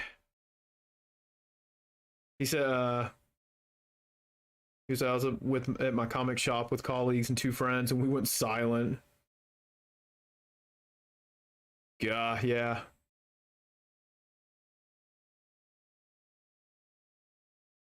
Yeah, and Corey said, I just read an article about the creator of Miss America Chavez, and how he got a piddly offering from Marvel for all of their use of his character in game, movies, toys, and games. So, yeah, I think that I wish people would get more for what they do, but yeah, absolutely, it's also kind of understood that when you make these characters, that you're making them in a universe that's not yours. And that's why, like, so many creators now, you know, encourage you to do your own characters, to make your own stuff you can own, because it's understood that when you, okay, well, you're writing Spider-Man, I'm like, hey, I got an idea for a villain, it doesn't belong to me. Yeah. I'll always be considered its creator, but it doesn't belong to me. And I like, there are even things like, honestly, Ed Brubaker and Jonathan Hickman should have gotten a crazy check for at least the first half, and Jim Starlin probably third up in there for the Infinity Saga. Those first 20 movies, almost, I mean, huge swaths of that were taken right out of their stories. From the stuff with the Winter Soldier to Hydra infiltrating S.H.I.E.L.D. to the Infinity Gauntlet stuff. All, man, so much of that stuff was created by them, was their work. And man, it sucks to see, like, you don't even get like the comic special things needs to be before like the stars or something, because none of this exists without them. But I mean, at the same time, I feel like that's the risk you run by working for those companies. You work for a Gestalt, and I mean, when you're Devastator and you win a fight, you can't say, yes, I was the one Constructicon that won. You have to say, no, Devastator won. Yeah, we merged for the kill. We merged for the kill. And so, you know, it sucks, and I wish, like I say, I wish they would get more for it. But man, I think the bad thing is they're scared of setting a precedent. Is because if they're like, man, well, Brubaker created the Winter Soldier and we took a lot of plot, so we're just gonna give him like $10 million. Well, what happens when Miss America Chavez is the breakout character and she gets her own movie, and then she has her own TV show, and then she's all this other stuff, and like, do you go back and give him $10 million? And then you got to think like, well, what about when you introduce, you know, this guy and this guy? And it's just like, it's a slippery slope of paying. And I think that's what they're afraid of, is they're afraid that if we pay one person, it's going to be everybody. And it sucks because we hold these stories and characters so near and dear, but they are a company. Like, they are in a business to make money. Yeah. So they have to always think about that. Yeah, and it's... And plus, too, like, you know, if I were to go and be an artist that became the foundation for a multi-billion-dollar movie that became the best Marvel movie ever, I honestly don't think I would expect to be paid for it. But in that aspect, I've always said I don't want to be famous. I just want to be comic book famous. Yeah. Where the fans never forget the creators. The fans are always going to be there, and they know it. And I think that's, to me, that's what I feel is really important. Like, there's a reason that today Greg Capullo was announced for MCX. I'm like, holy shit. Yeah. And then some people are like, who the hell is that? You know, I'm like, that's cool to me. Yeah. And that to being said, like, I've always told Scoot that I'd love, like, we're launching the Atlas Beetle or B-Movie Saga, and it's just catching on. And somebody comes up to like, we want to buy the movie rights to this. And I'm like, we need complete creative control and we need this. But man, if somebody came and was like, hey, I want to do a B-Movie Saga Netflix show. And I'm like, okay, what kind of creative control we get? None. Like, oh man, I don't know, $10 million, like, sold. Oh, let's do it. I all I want is a section that says you cannot interfere with my comics. Do you want my firstborn? I mean, yeah. Which dog do you want out of Scoot's house? I mean, good lord. And like, I am a sucker for money, so I would collapse, but it would, you know, there's I listened to Rick Riordan. Me and Ann went to Birmingham or Huntsville or something once in Alabama. Maybe it's somewhere in Arkansas. Ann can correct me. We went and saw him speak, and of course, if you don't know him, he's the writer, the author to the gods. He does the Percy Jackson and the Olympians. Yeah, Aaron. Sorry to cut you off, Brad, but yeah, Greg Capullo is going to be at Memphis Comic Expo. Yeah, Aaron, buy your ticket. Damn. What you waiting for? But Rick Riordan writes all like he did the Kane Chronicles and the Percy Jackson, the Olympians, the Hero of Olympus, all that kind of stuff. And he was asked about the movies, and he's talked about he's never watched them because, one, he's very vocal about how much he hated the script for it, and he wrote this great letter to the people about like that was basically saying, hey, you're screwing up my characters without sounding like that, and also defending his fans. And he was talking about how when people buy the rights to your stuff, you get a paycheck, and it's not a great paycheck, but you get a paycheck and then that's it. They may let you come on set, they may let you be a walk-on extra, they may give you an executive producer credit. Yeah, you're but gonna be you the have face faith. of it, and that's gonna be it. And he said that like that was the thing with when J.K. Rowling started doing the Fantastic Beasts series, it was unprecedented how much control she had. And so it's the same thing as like, if these people, I'm sure they would get a better payday. Like if somebody came around and was Scott Snyder and said, hey, we want to do a movie on We Have Demons, his new book out, he would get a better paycheck than he would if they decided like, hey, we're going to adapt the Court of Owls Batman. He's probably not going to see a paycheck for that because he wrote Batman in part of DC. Yeah. But I mean, it probably wouldn't be earth shattering. He's still not going to make as much as Chris Evans playing the main character. He's still not going to make as much as Kevin Feige producing it and creating it. So I think in the end, maybe it's the same as like writers. Do you think the writers of The Office made as much money as all the stars? Nope. It's funny because like people all the time ask Ryan Stegman and Donnie Cates, do you think Null's going to be in a movie? They created him, but they're always like, don't ask us, we don't control that. Never know. Speaking of daring, but that's why I want to write. That's why I want to create comics. Brendan Glancy said, "Hi, buddy." Hey, man. Hi, I don't know who that is. I work with him. Yeah. Okay. Hey, buddy. How are you? Aaron said, "I'm coming to Memphis." That's all it said. Nice. Like I said, man, if you do, we got a spot for you. I have a tiny 2-room. Well, my house is a living room, a bedroom, a bathroom, a kitchen. I have a shotgun house, but got plenty of room if you need a place to stay. And then you could sleep under the glow of my comic book shelves and just absorb it all. But yeah, worst case, we slumber party at my house or Brad's house. Yeah. I messaged Seaborn today as a joke. I said, hey, heard you coming to Memphis, man. Shoot me your grocery list so I can shop before you get in. It'd be a cool time, man. If you come, though, definitely, like, if you guys seriously come, tell us ahead of time, because I want to take some extra days off to just hang the hell out. I've already requested off that whole week before and some days afterwards, so. Oh, some days after? Yeah. Maybe that'll be, because I'll think about it, because it'd be cool, like, because I think I took a few days off before it and a few days off after, so. I'm just afraid of their first impression of America being, of at least Tennessee, being Oakland. Yeah, that's true. But no, if they came and stayed, like, well, not both of them, it might be much, but you guys stay with me. That I live in a pretty cool area, so we can walk around and plenty of places to go and, have some drinks and chill and stuff. So it would be fun, like, also, we could just have like a comic creating day where we just hang out and draw and ink and talk stories, and Aaron and I could workshop our Captain Britain Corps without Marvel listening in on our text messages and stuff. And paying somebody else. We just talked about this. Oh, yeah. So if you guys don't know, Southern moms be cooking. So if anybody shows up, my mom is going to make sure you have enough to eat and then give you more. And also, our tea will be very sweet. I'm sorry in advance. Very sweet. Oh, he's been to New York before, so clear. That's corrected for Tennessee. There we go.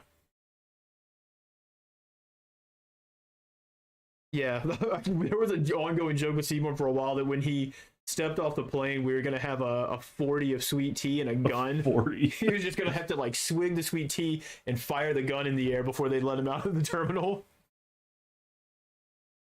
Which we probably will not shoot guns while you're here, unless you really want to. Yeah. It's just fun to make fun of Americans. I do not own a gun, so.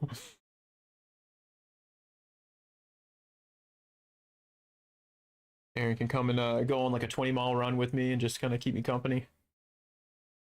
We'll go on a nice little bike ride. They rent a tandem bike on the Green Line. Hell yeah. Me and Aaron just cruising along talking comics. And then Captain Britain from this world does this, and then he meets Captain Iowa.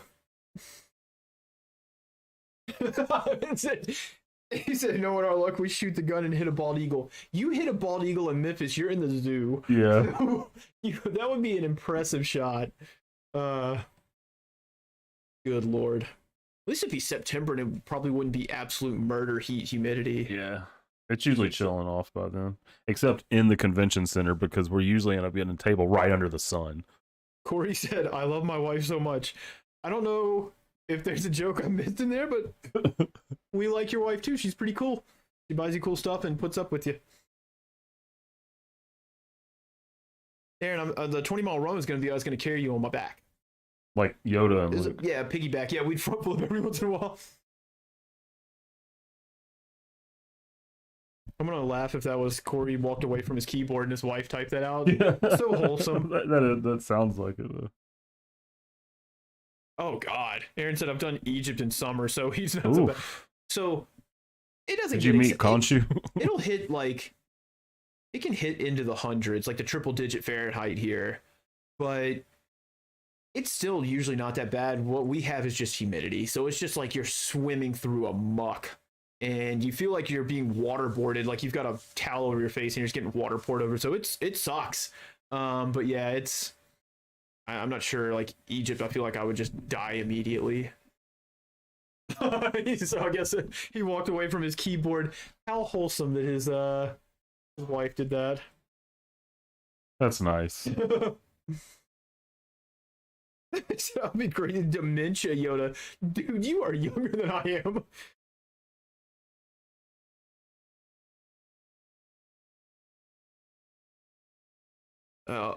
So yeah, and where Memphis Comic Expo is, it's in the what we call the Agri Center. It's actually in the convention center by the Agri. Or I guess it's the Showplace Arena. Yeah, it's connected. It's all the Agri Center. There's a place where people show horses, which is fun. There's like a farmer's market.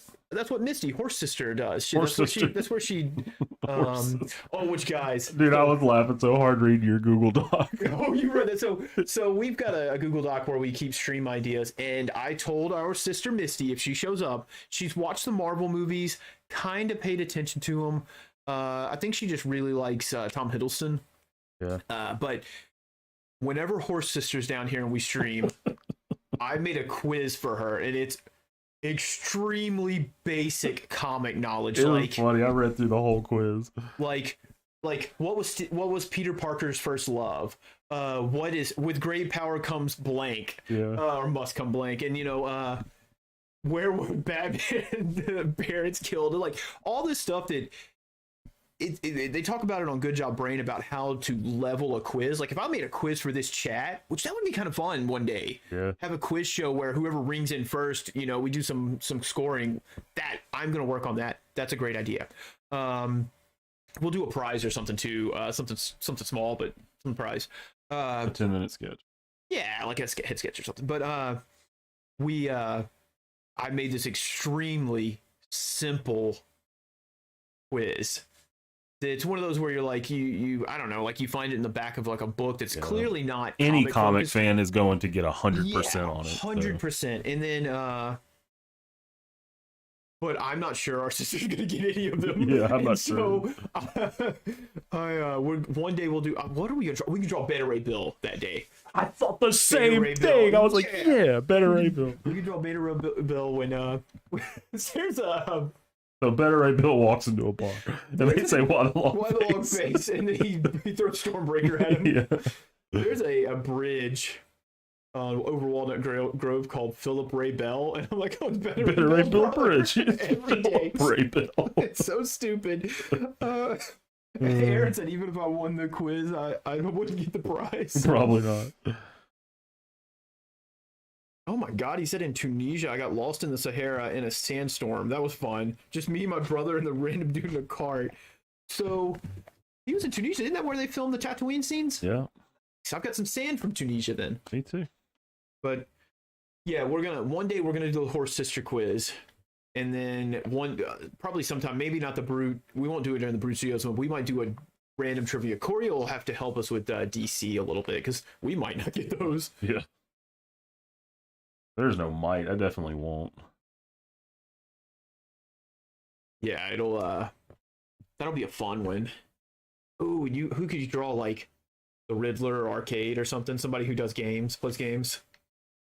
I'll draw Arcade from Spider-Man, the X-Men. Oh my God. Fuck that game. So, okay, if you guys have, so Super Nintendo, some of you guys are younger, but it doesn't matter because retro stuff's so popular. It's not like, oh, you weren't around for the Super Nintendo generation. There was a game on the Super Nintendo that I hope doesn't exist anymore. Unfortunately, I know it does because the game's under my bed. It's called Spider-Man and the X-Men in Arcade's Revenge. It's a side-scrolling platform game where you play as one of like five. So you're either Spider-Man, Storm, Gambit, Cyclops, Wolverine. Yep. That's it, the five. Yep. So or Spider-Man. You have an initial stage with Spider-Man where all you're doing is touching these little red dots. The swinging mechanism is extremely weird. The physics in that game are negligible. And you have to clear a level with him, and then each character has 2 stages they have to clear, and then you have to clear a stage with all of them, and then a final one with Spidey. Sounds simple. It's not. That game very hard. is sluggish. The characters move terribly. The stage design is not great. Storm's first level, she's underwater. Underwater, swimming, and you have to keep getting air. Like, couldn't she just make an air bubble around her head? Wouldn't she just drain the ocean? She can fly. She can fly, for God's sakes. So, yeah, poor stage design. Wolverine's first stage is really fun. It's really cool. The Juggernaut stage. Yeah, and then the Fun House. So that game is Dark Souls hard, balls to the wall hard. Me, Scoot, and Bear would rent that game all the time and try to play it because we rented it because we were Marvel fans. Yeah, and we could not figure it out. So how we finally beat that game, because they give you like 2 lives to use with every character. And Brad hasn't mentioned that. No, you did mention this game is balls to the wall hard. It's really hard. And so you can never play the game enough to get good at it. But I found a workaround. There was a weird way where if you collected in Gambit stage, you collected these suits that looked like card suits, like the spades and all that. And if you collected enough, you got an extra life. And I found a way where you could do a weird jump thing where you like did a circular jump and you could infinitely collect these things and you could get 4 or 5 lives per turn. The bad thing is, once again, in shitty stage design school that this game came out of, Gambit stage, you're running from a gigantic ball like Raiders of the Lost Ark. It's definitely.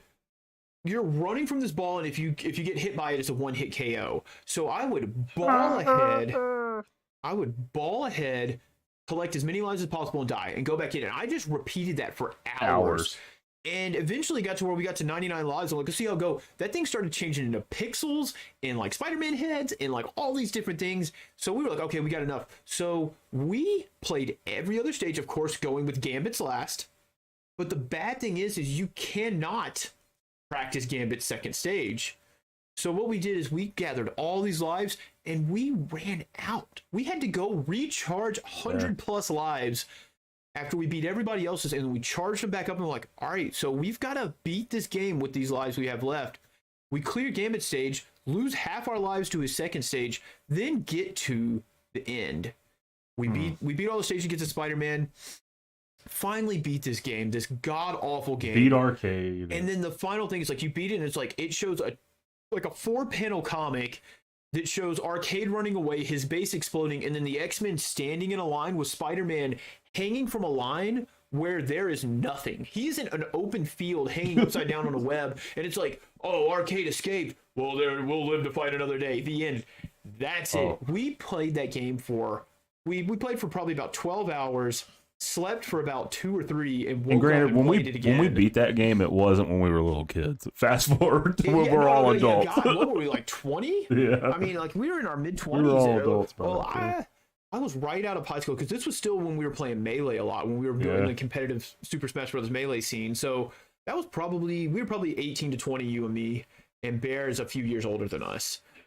And we had to cheat, and we beat that game, and the payoff was absolutely not worth it. No. And I don't think we've ever played that game. We made Philip play it at Classic Game Night. And I remember he's like, I'm so bad. Like, he played it and couldn't get past the first level. He's like, I suck at old games. He's like, okay, well, first of all, you do. But really, this game's just a catastrophe. Watching him play Mario is just upsetting. Oh. He said we beat it in 2006. It was when I was working with Dad. So I was 18 because I just graduated. God, Yay, old. I graduated 2 years.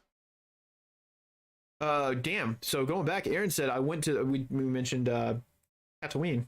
He said, yeah, I went to the homestead in one of the Obi-Wan caves. We were gonna go to Mos Eisley, but it's super dangerous, full of thieves and hustlers. Yeah. that does make sense. That's very fitting. Oh, but yeah, it was. That game is not fun. Now the Spider-Man, the Amazing Spider-Man game is super fun. One day I'm gonna get the world record for speedrunning that.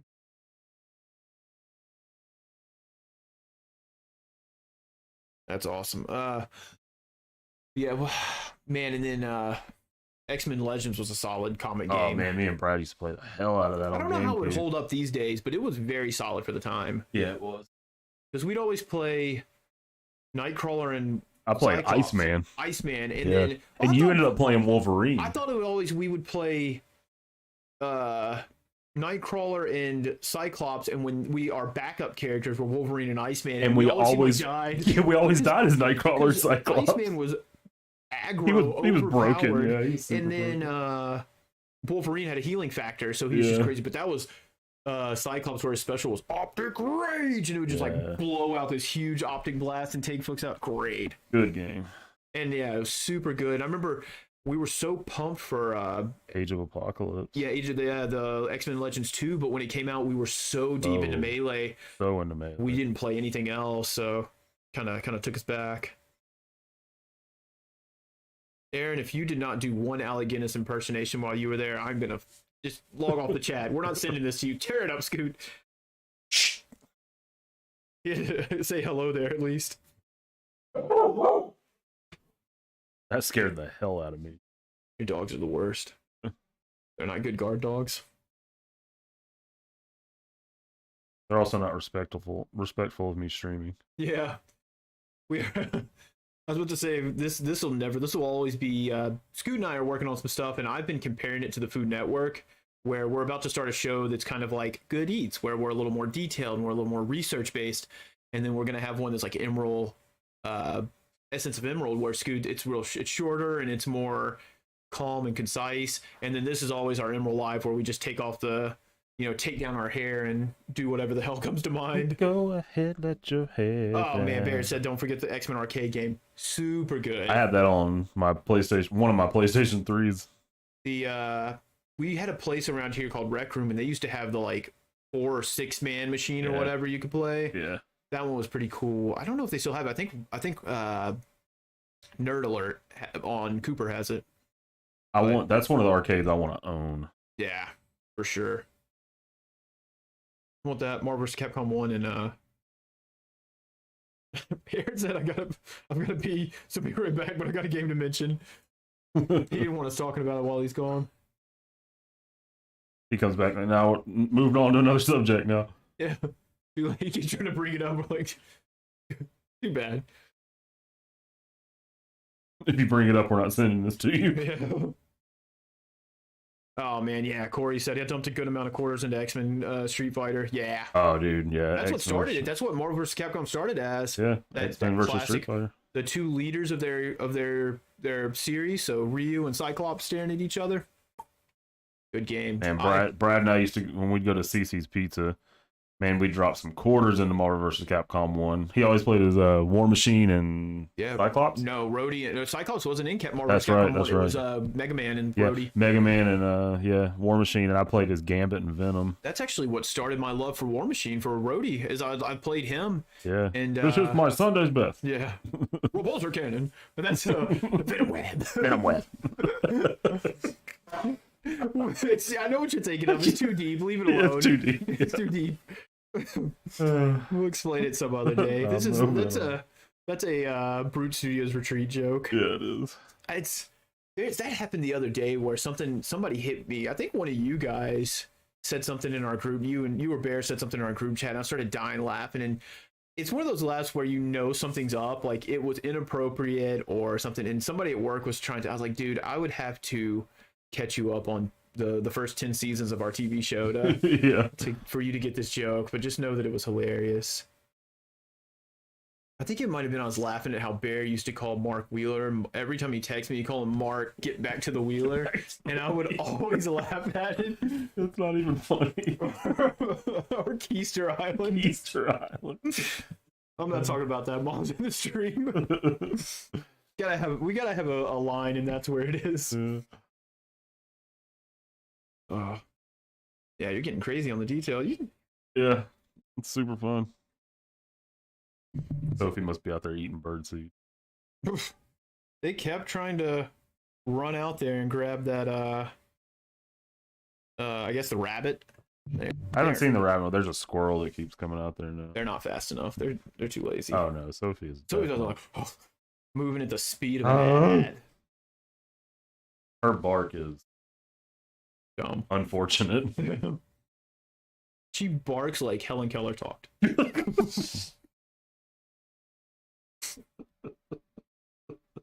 Which is pretty impressive. She Never mind, we haven't peaked.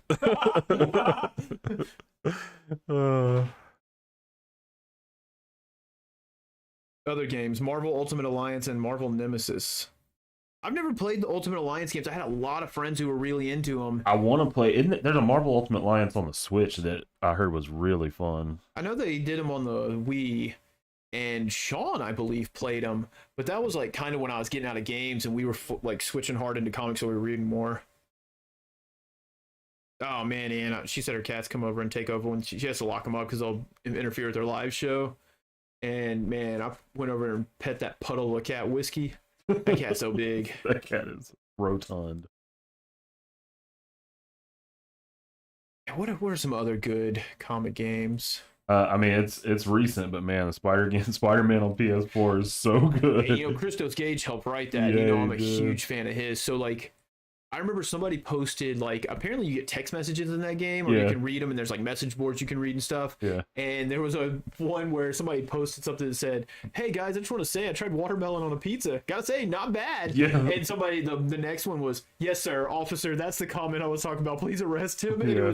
it's a very common like internet meme, and somebody's like, "Finally, Marvel got writers that understand the younger generation." I was like, I would almost put money on it that Christos Gage wrote that joke just by how he handled like Avengers Academy and how he understands like, I don't know, he always seems so good with his characters always feel modern and current on culture that I thought that he might have written that. But he also wrote Daredevil, so there's that. Whiskey's only 16 pounds. Speaking of Academy, man, I really want to read Strange Academy. I've heard nothing but good things. Yeah. The freaking first issue is like over $100. Get out of Yeah. dog. I was I remember I had that, like I wanted it on my pull list and I just forgot about it. And then I was like, oh, I'll collect it and trade. And then I really when Dr. Voodoo is now Jericho Drum is one of the instructors. And Yeah. so it honestly I feel like there's going to be a lot of parallels to Avengers Academy. Yeah, I bet. So, but I'm fine with that because it was cool. Like that was what I liked about Avengers Academy. Like Hercules would show up to teach, or the main staff was like Quicksilver and Tigra and Hank Pym and what's his name, Justice and Speedball and all them. So it was cool. And then they have like I said, the guest professors would come in. It was really fun. So I like that because I believe it was Jason Aaron who wrote Doctor Strange: The Last Days of Magic, and he really got into like the magical community where like Scarlet Witch and Doctor Voodoo, he was Brother Voodoo at the time, and all of them were kind of working together. And I like the idea that he's trying to groom the next generation. Yeah. And all the characters that they've introduced, like all the kid characters, like everybody loves them. Aaron, I'm about to check that. He said he thinks Strange Academy's done. Really? Done. Aaron, being a comic collector, you don't have a Strange Academy #1 you'd want to get rid of, do you? And #2 and #3. I think I've got 4, 5, 6. I've got a bunch of random ones. I've been trying to just buy them as I find good deals on them.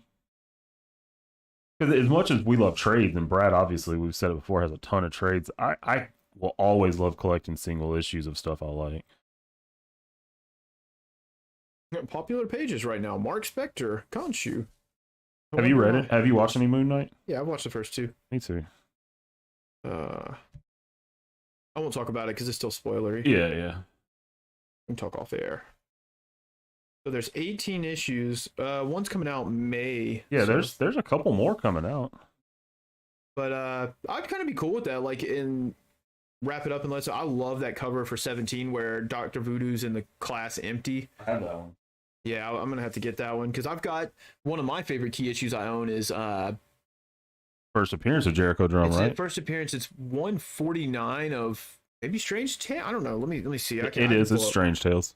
169, I think. Might be. But I have that. I love that issue because I think that's the first issue of Strange Tales without Doctor Strange in it.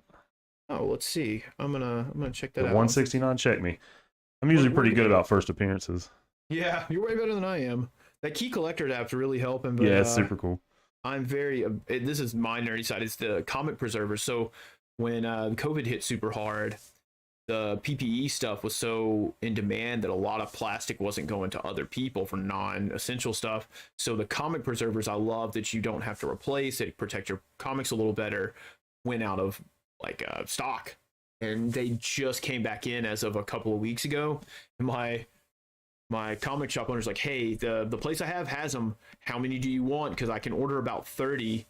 And I was like, buy them all. And they come in a 10-pack. So how much are those? They're pretty expensive, right? Oh, really? Okay. I thought they were. That's the price he gives me. If you buy them singly, they're usually $1 a piece. So they're a little more expensive. Those are the ones like you gave me for the Michael Turner one. Yeah, absolutely. They can just stay sealed. I'm almost done with my collection, then I will get yours. Jericho Drum. Strange Tales 169, maybe? Yeah, it's like, what is this? I don't know. I just own it. Like,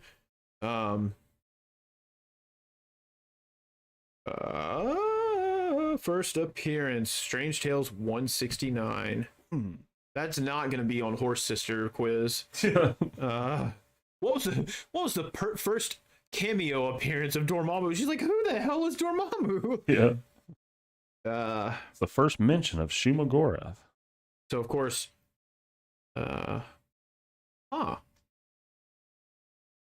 it's not saying, it's saying the first appearance of Jericho Drum is not the first appearance of Daniel Drum, which is interesting. I'm about to read up on this. Give me a second. Because it's the first appearance of him, Bombu. I have Papa Jumbo. I have really updated his story. Oh, I bet. I have the comic where Doctor Strange and Brother Voodoo first met. So it's not saying that, but it is Daniel and Jericho Drum's first appearance. Is that what's, we made the joke that they updated it. Honestly, like, yes, they kind of played up the voodoo side and some racial stereotypes, but it's a very progressive issue for the time. It's kind of like Luke Cage coming out, or like those people they were ahead of their time with that portrayal. Like Luke Cage early on, he's got the hairstyle and stuff of like the 70s, 80s. Yeah. But in some of the and his costume with like the baggy shirt. And it's kind of like the disco scene, but it's still really cool, and like how they present him as an equal to the Defenders when he shows up. Yeah. So Roy Thomas and Len Wein, is that how you pronounce his name? They created him. It looks like Brother Voodoo. Yeah, he. I really love that character. I've liked him before, and then I liked him in the second volume of Uncanny Avengers, and then just everything since he was really. I've got to finish it. I got the first trade, but him and Savage Avengers, like him and Wolverine, are really cool in that. Good stuff. This is the first issue of the series to be released after a 5-year printing hiatus. Oh my gosh.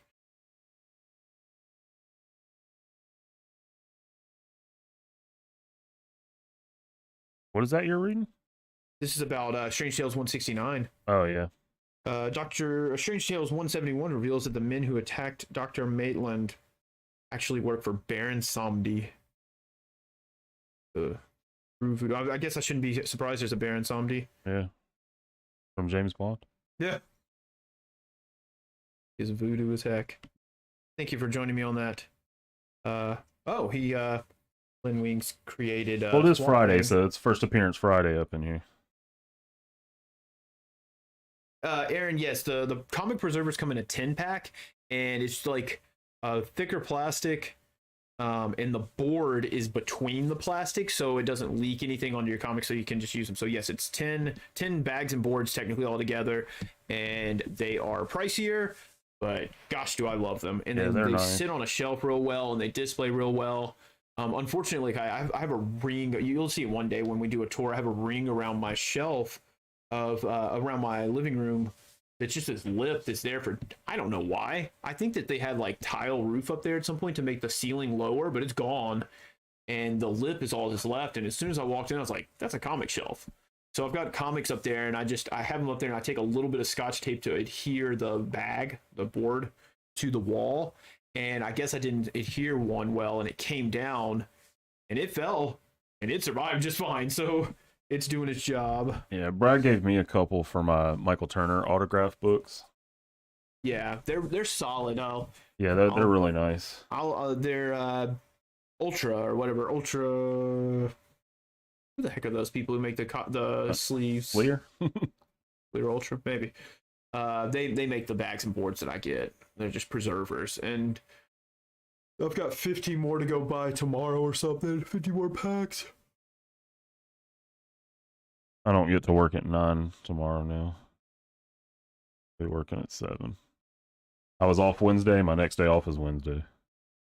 Mom said it's a picture wall to hang pictures from. Huh. Holy crap. Is that what that makes a lot of sense? Because my walls, I tried to hang, my walls are like this weird old school crappy, like, I don't even know what you would call it. It's not drywall, but I can't hang a picture on it. And that makes sense that that's what you would hang photos from, huh?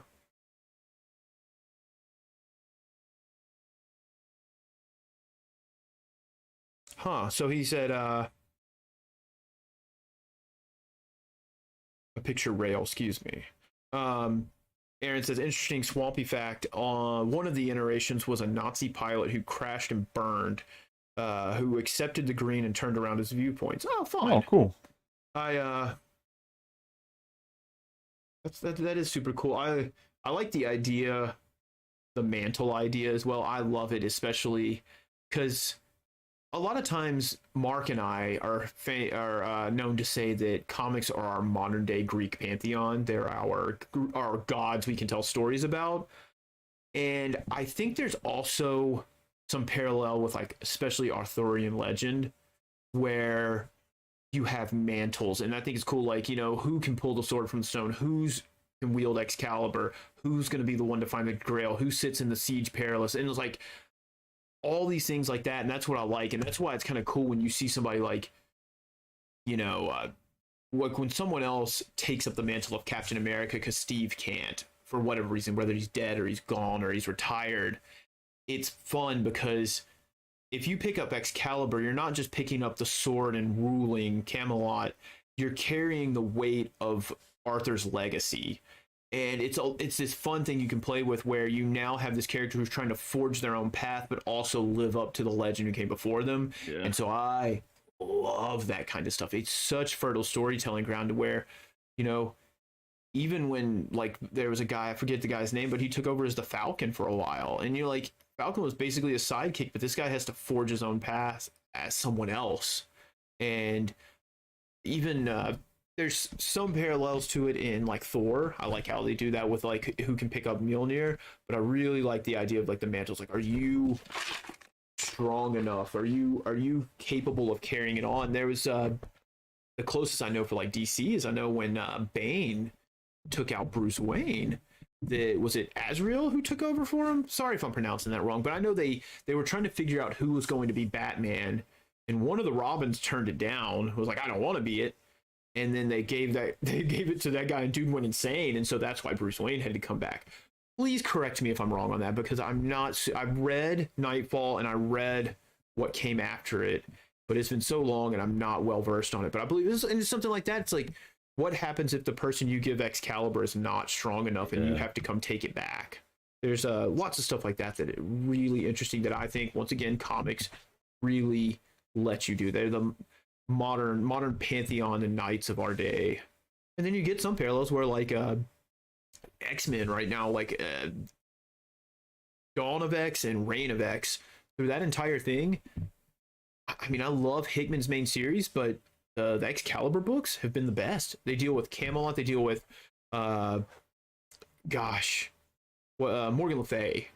Uh, all of that otherworld stuff where it's like the Captain Britain Corps and the Braddocks and all of that stuff that's just very, very fun. I mean, Shogo, Jubilee's kid, Yeah. turned into a dragon when he went there. They're trying to figure out why. And he like blows this like antimatter instead of fire. He blows this energy that like dematerializes everything around it. It's really crazy and fun. Super good stuff. Thanks, Aaron. He said spot on with that. Bear said the cats from Smurf. Oh my god. Ultra Pro. Ultra Pro is who we're looking for. There we go. That's why you guys are a solid chat because you guys keep me correct me. And I usually try to openly admit when I don't know. There's just a knowledge filled chat. Yeah, I can't gatekeep if I'm if I've got one rail and you guys just push it open. Like so you gotta know your limits. Yeah, he said they've done a few different versions spot on. But yeah, and that's something I mean, even Robin, there's been several Robins, and that's a kind of a fun thing in the was it the Dark Knight Returns? It's the real famous one where Superman was like a fascist for the U.S. government, which is honestly, as much as Superman was supposed to be like the pure, always good, I can see like how they played that, how he kind of became the watchdog for the U.S. It made a lot of sense, and especially for the time it came out, it was very on point storytelling.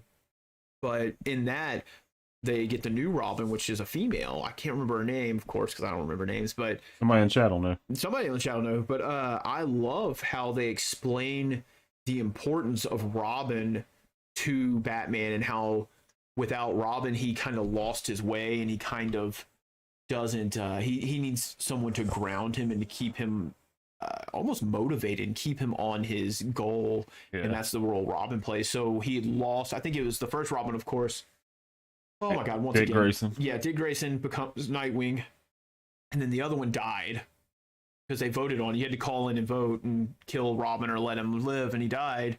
And then the female one took over in Dark Knight Returns, and it was super fun. The art was so good too. There's a picture of her just like when she first takes up the Robin mantle and she's jumping through the city. There's just pure comic, pure fun. Like her coming back with her youthful like zeal reminds Batman of why he does it. Oh my gosh, there's a few things going on.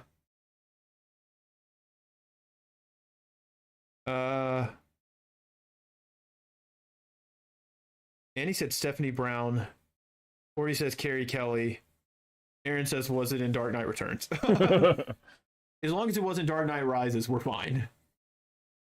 I really enjoyed that book for what it was. It's kind of like, I don't know if that they consider that like future canon anymore, if it's an AU, but it was a really fun story because I like how Batman and like Superman and like Superman getting hit by that nuke and basically stealing the force from the land to revive himself, and then how he fights Batman. Super fun stuff.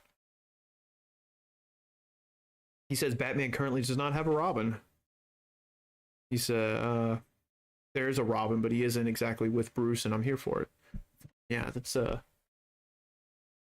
don't know. I feel like if I ever went full-time comics, that I would be like, okay, well, I'm reading so many comics, I have to go into DC, and then I would find this whole new world. Maybe that's what it is. It's kind of one of those things where I'm just like, I'm too busy right now, so I just watch Unsolved Mysteries over and over again. But if I ever had enough free time, I have all these TV shows in the tank that I could just watch. Starting Returns Kato.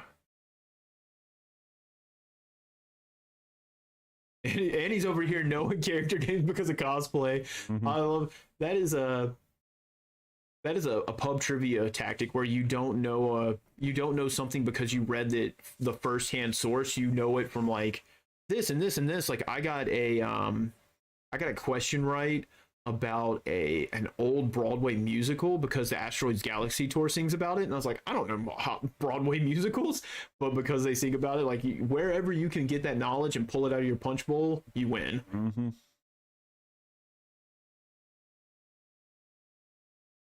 I'll tell you, I'm not a fan of Harley Quinn really. But Max Sarin was writing and was at least drawing the Poison Ivy and Harley Quinn, at least an issue of it. And Max Sarin is awesome. They drew Giant Days, Wicked Things with John Allison. Love their art. I can't remember where they're from. Somewhere where when I was getting a commission, they quoted me a very high shipping price, and I was there for it. I was fine. But their art is awesome. So and very fitting for Harley Quinn and Poison Ivy. Didn't look much like Uma Thurman, but we'll let it pass. It was the best the best Poison Ivy. Yeah. Just like Arnold's the best. Freeze. Actually, he's Mr. only Freeze. Mr. Freeze, yeah. I did like the character design in the original Batman animated for him. Very cool. Yeah. But that was cool. That was Bruce Timm. Did you see the painting David Finch did of Mr. Freeze? Oh god. Oh no. my god, it's so good. When he paints, it's like I hate it. It's like in Brendan Fraser when he is the super sensitive guy in Bedazzled, and he's like, I'm just gonna do a light sketch, and he's like, hey guys, I'm still working on my painting technique, hope you guys like it. Get out of here. Yeah. Or like when I'd never used Copics before, so I tried him today, like, go home. Yeah, he just bought an airbrush. Ugh.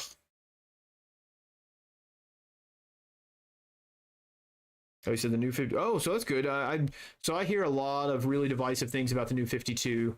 You gotta, once again, with comics, you have to get rid of the noise, because no nerd is louder, other than me. No nerd is louder than the one who's mad, who's the one who's yelling about how awful something is. Like, it's literal. Like, I'll be in the comic shop, and me and Jason will just be shooting the breeze. And I'm like, yeah, man, I really like this because it's fun. We were talking about what were we talking about recently? I think we were talking about the Superior 4 with Otto, where he went and he found all the different octopus variants, and somebody's like, oh yeah, but the Devil's Reign was this, and I was like, dude, we were just having this quiet conversation. You had to start yelling about what you hated.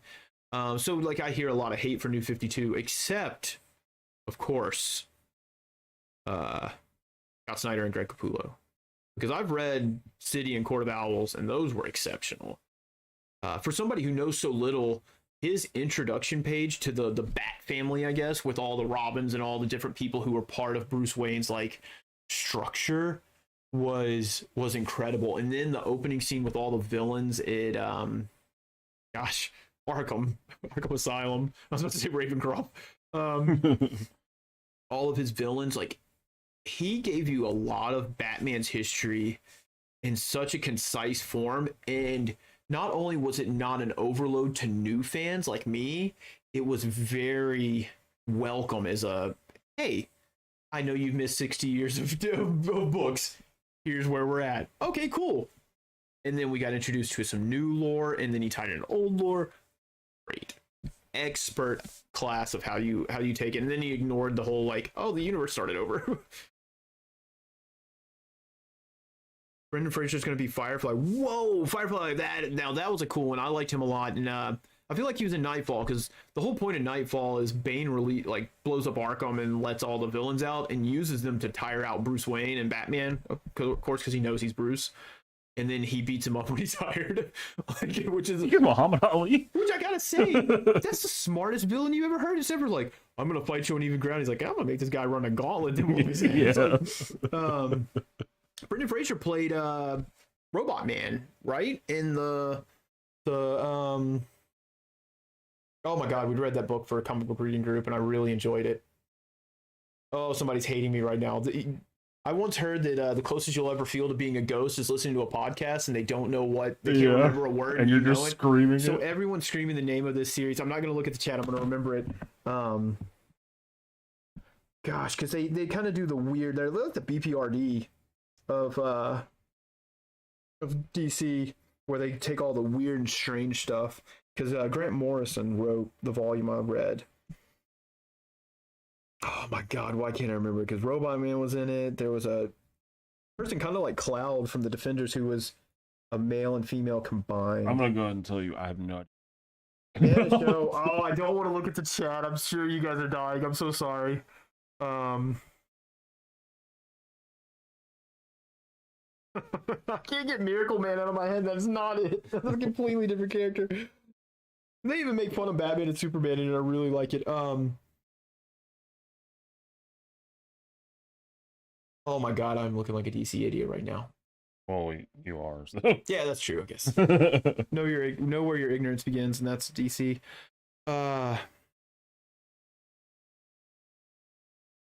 Scoot, look at the chat. Tell me if somebody said it already. They're going crazy. I mean, I don't know. Maybe because I don't know the answer. People just throwing out wrong answers. Oh my god, I can't believe it. It's on my shelf. I can see the book on my shelf. I know the cover art. Does it have does it start with a D? Doomsday Squad or Doomsday Squad. There we go. Okay. You heard it here first. We're launching a book called Doomsday Squad. Doom Troll. Hey, that hurt. That's why I said, does it start with a D? I don't know. I missed a lot. Got Freeze and Gotham. I never watched Gotham.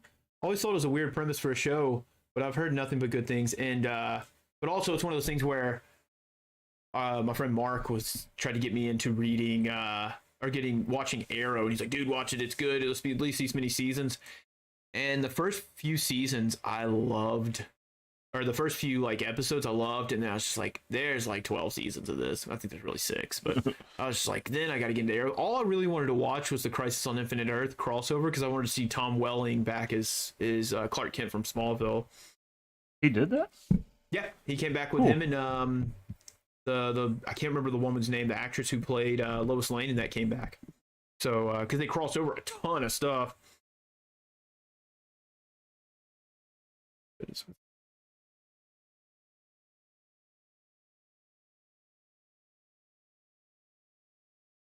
Gatekeeping bro dudes. And he said gatekeeping bro dude bros have tried to bring me down a lot. Dan's been in more comic shops than most dudes. Ashley's getting there now. Buying more books than I am. Yeah, and I reading the hell out of them. Yeah, it's I really there's I've been reading Dan Slott's She-Hulk recently. It's from like 2004, 2005, if you haven't read it. This is my short review of Dan Slott's She-Hulk. It's fine. Yeah. I don't know. It didn't blow me out of the water. The art is good. It's just not my style. Like the covers are gorgeous, and then like I don't feel like it creates the same power. I do like that for the most part, it's the same artist almost all the way through this complete collection I'm reading. But he goes meta a lot on it, where like she works for this superhero department of a law firm eventually, and their legal documents they read from are the Marvel comics that were written, and they're the Marvel comics from our real universe. And so it's this weird like meta thing that I'm not really into.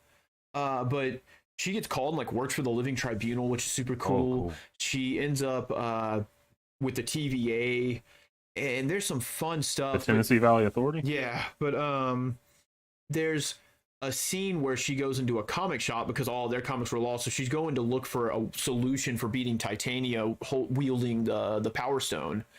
And she goes in there looking for it, and in it are the most stereotypical gatekeeping dweebs, not even nerds. It's like the guy with a little bit of chin stubble, and he's like, you know that you guys really messed something up in the last issue. And he's like, oh my god. I was like, I get what Dan Slott's doing. He's lampshading a little bit, and he's kind of being meta, but I read it and I stopped reading that book for like a week. It's just like it hit me the wrong way, and I just feel like, man, we are all nerds, and I've run into those people. I've run into those nerds.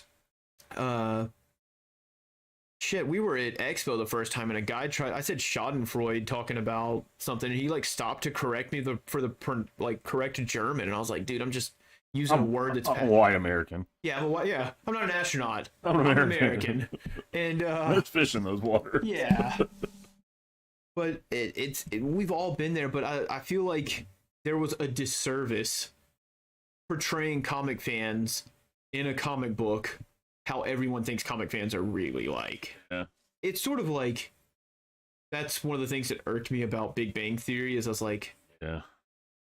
In general, I didn't enjoy the show, but just how they portrayed them in the comic shop and how they fought over stuff, I was just like, oh, it never hit right. And Mallrats may be the most accurate comic fans I've ever seen. Yeah.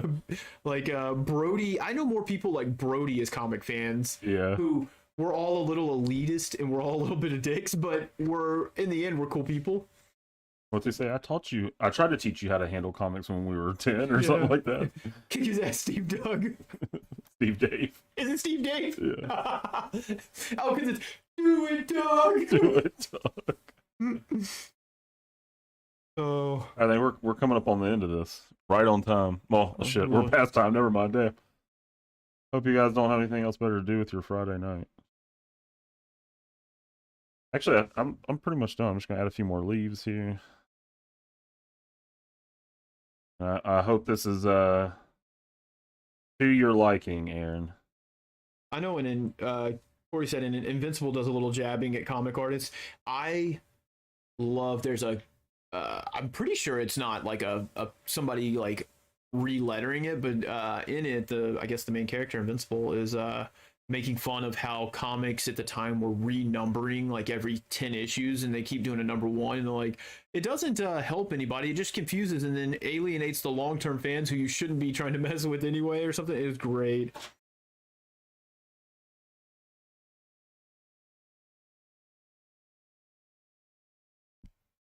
Can never find. Aaron said he has nothing else to do. It's 3 a.m. That's the witching hour. Go out and stir It's 3 a.m. I must be lonely. Go out to a cemetery and stir up some ghosts. All right, we're gonna come in close on this.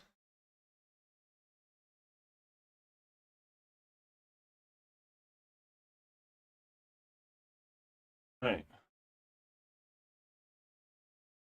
Looking pretty darn good.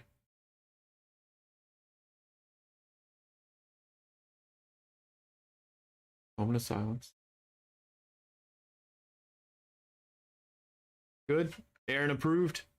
Aaron, I hope this is approved. Otherwise, I'm gonna sell it at a convention for like $75. We'll bring us back up here. Yay. I'm glad you guys had some deep conversation during that, because I got to get lost in that, which was a lot of fun.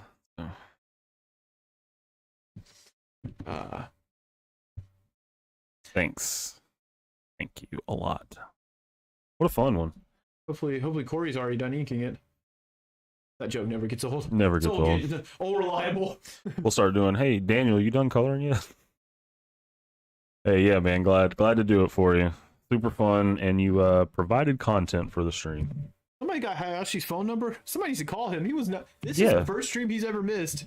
Somebody call Mama Hayashi. I'm about to send him a message. I'm worried.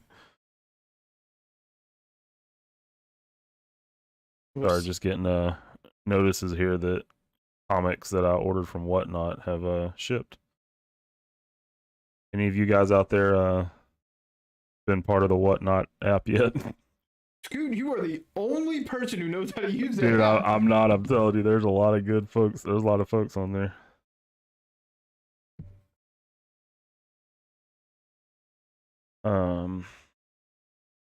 After this, Corey, I'll be shooting a message your way about that Dragon Rock cover. I need to check on something, see if we can do it.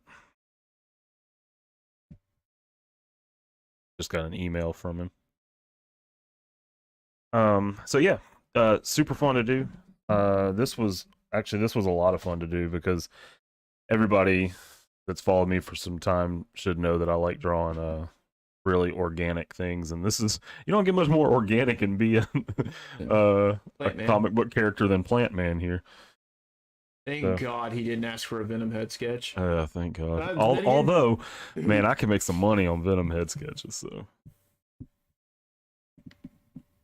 yeah, the app for reselling, yeah, they have comics. So, they have comics, and they have a whole comic section, and it can be dangerous. You gotta be careful. But man, I've gotten some crazy good deals on there. On the way home, I won a couple of Doctor Strange books I was looking for $6. Don't drive and bid on shit, man. I just listen. If you die, who the hell's gonna draw my comics? You are. You're practicing. Real quick, I'll take a tour around the room before I let you guys go, so you can kind of see what the setup looks like. You see how I'm being mobbed by dogs? I'm so You'll see hot. all the dogs over here by Brad. So hold on. So warm. There's Brad. All right, so behind, behind over here to the left of Brad is my main comic wall. So I got a bunch of comics up there. Got Stan Lee, a picture of my wife I drew, our printer that we scan everything in. Ganondorf. Ganondorf. What's the name? I guess I could sit while I'm doing this. So then we go over here. Got a Mike Grell Archangel headshot sketch that Brad got for me from Mike Grell, legendary artist. Archangel figure, couple prints that are autographed, top ones by Todd Knock. The one below it is an autograph print by George Perez. And yeah. Then that big framed piece, it's kind of hard to see it, but it is an original page from Avengers Assemble by Mark Bagley. Again, Brad got me for Christmas. And this is the other wall. There's some cool art. Gordon Willis did that Carnage. But this is, so here's my desk. Here's my desk. This is what I look at always while I'm drawing is Spider-Man, X-Men. Then my Doctor Strange wall. Got Dormammu up there. Bunch of Doctor Strange books, and then the Doctor Strange Marvel Legends that just came out right there. Then this camera ain't gonna go that far, but we'll go here. This is my Aspen wall. I got a bunch of Aspen stuff, just some prints and some comics and some other stuff. Then all those comics up there above the window are special comics. Most of them are autographed. There's 2 autographed by Michael Turner, 2 autographed by David Finch, 1 by Jay Lee. Then my Aspen cover, and then Brad's Dragon Templar book, and then an autograph book by Christos Gage, Chris Claremont, Donnie Cates, and then just 2 other Aspen books. One of them is a sketch by Peter Steigerwald. And here we go. Now we're getting behind me. There's some more shelving. Actually, you guys see all that stuff all the time anyway. So yeah, there's just a quick tour of the creative space. See all the doggos with Brad? they're so warm. I'm burning up. So quick tour of the creative space. I can't wait to organize mine tomorrow. If I have a hobby that's not running or comics, it's organizing. I love cleaning and making my room nice. So yeah, Aaron, I will definitely get Swamp Thing scanned because I need something to post. Well, I posted Electro today. Maybe I'll post it Sunday. But yeah, I'll get it scanned and I'll get it sent over to you. So hey, no problem, man. I'm glad the Carnage picture got to you. Super glad it went to somebody that's appreciative. I appreciate you tuning in. So, and if we don't ship out the UK package soon, we'll do it next page day, which is yeah, May 1st. We'll get it shipped out really soon. Put together because there's going to be something else I think I'm going to include in it, but we got to wait about another week or two before I can. So, and it's not Anthrax. So, I think that's about it. This was a fun one again. It's good to be back streaming again. Brad and I've been working on a ton of stuff, so hopefully next stream we have something really fun to show you. Something that actually Brad's mainly been taking up this creative endeavor with a little bit of my help, but sure, should be super fun. So until then, let me find my mouse before I do the send off here. Until then, definitely like the video. Like Corey said, if you're in here and you hadn't liked the video, go like the video. And go like our social media stuff. I think all you guys do that. But anybody that may be watching this video afterwards, tune in next time. We always like to have fun conversation. I think you guys had good conversation this time. A lot of fun stuff to talk about. So, yeah, he's gonna send you some CDs of the band Anthrax. So, don't know when the next stream will be. We never know because of my all over the place work schedule. But it'll be soon. We're not gonna go another month and not do it this time because we'll at least do it. I guess we could do one May 2nd or the day before, the Sunday before, May 1st at least. Yeah. because Good. we're gonna do page day, and I'm doing a I know I can't. Corey tells me I can't talk about running on the stream, but I'm doing a big race the day before on April 30th, so I'm not cool. going to want to run the next day. Yeah. So yeah, it'll be sometime soon. I know I'm taking another vacation in May, but we'll do another one in April for sure. At least one more, maybe two more, because we're still in early April. But thanks everybody again for tuning in. It's always fun. I guess that's about it. All right. We'll see you guys next time. Stay tuned to all our posts, and we'll let you know when the next one is. Holla.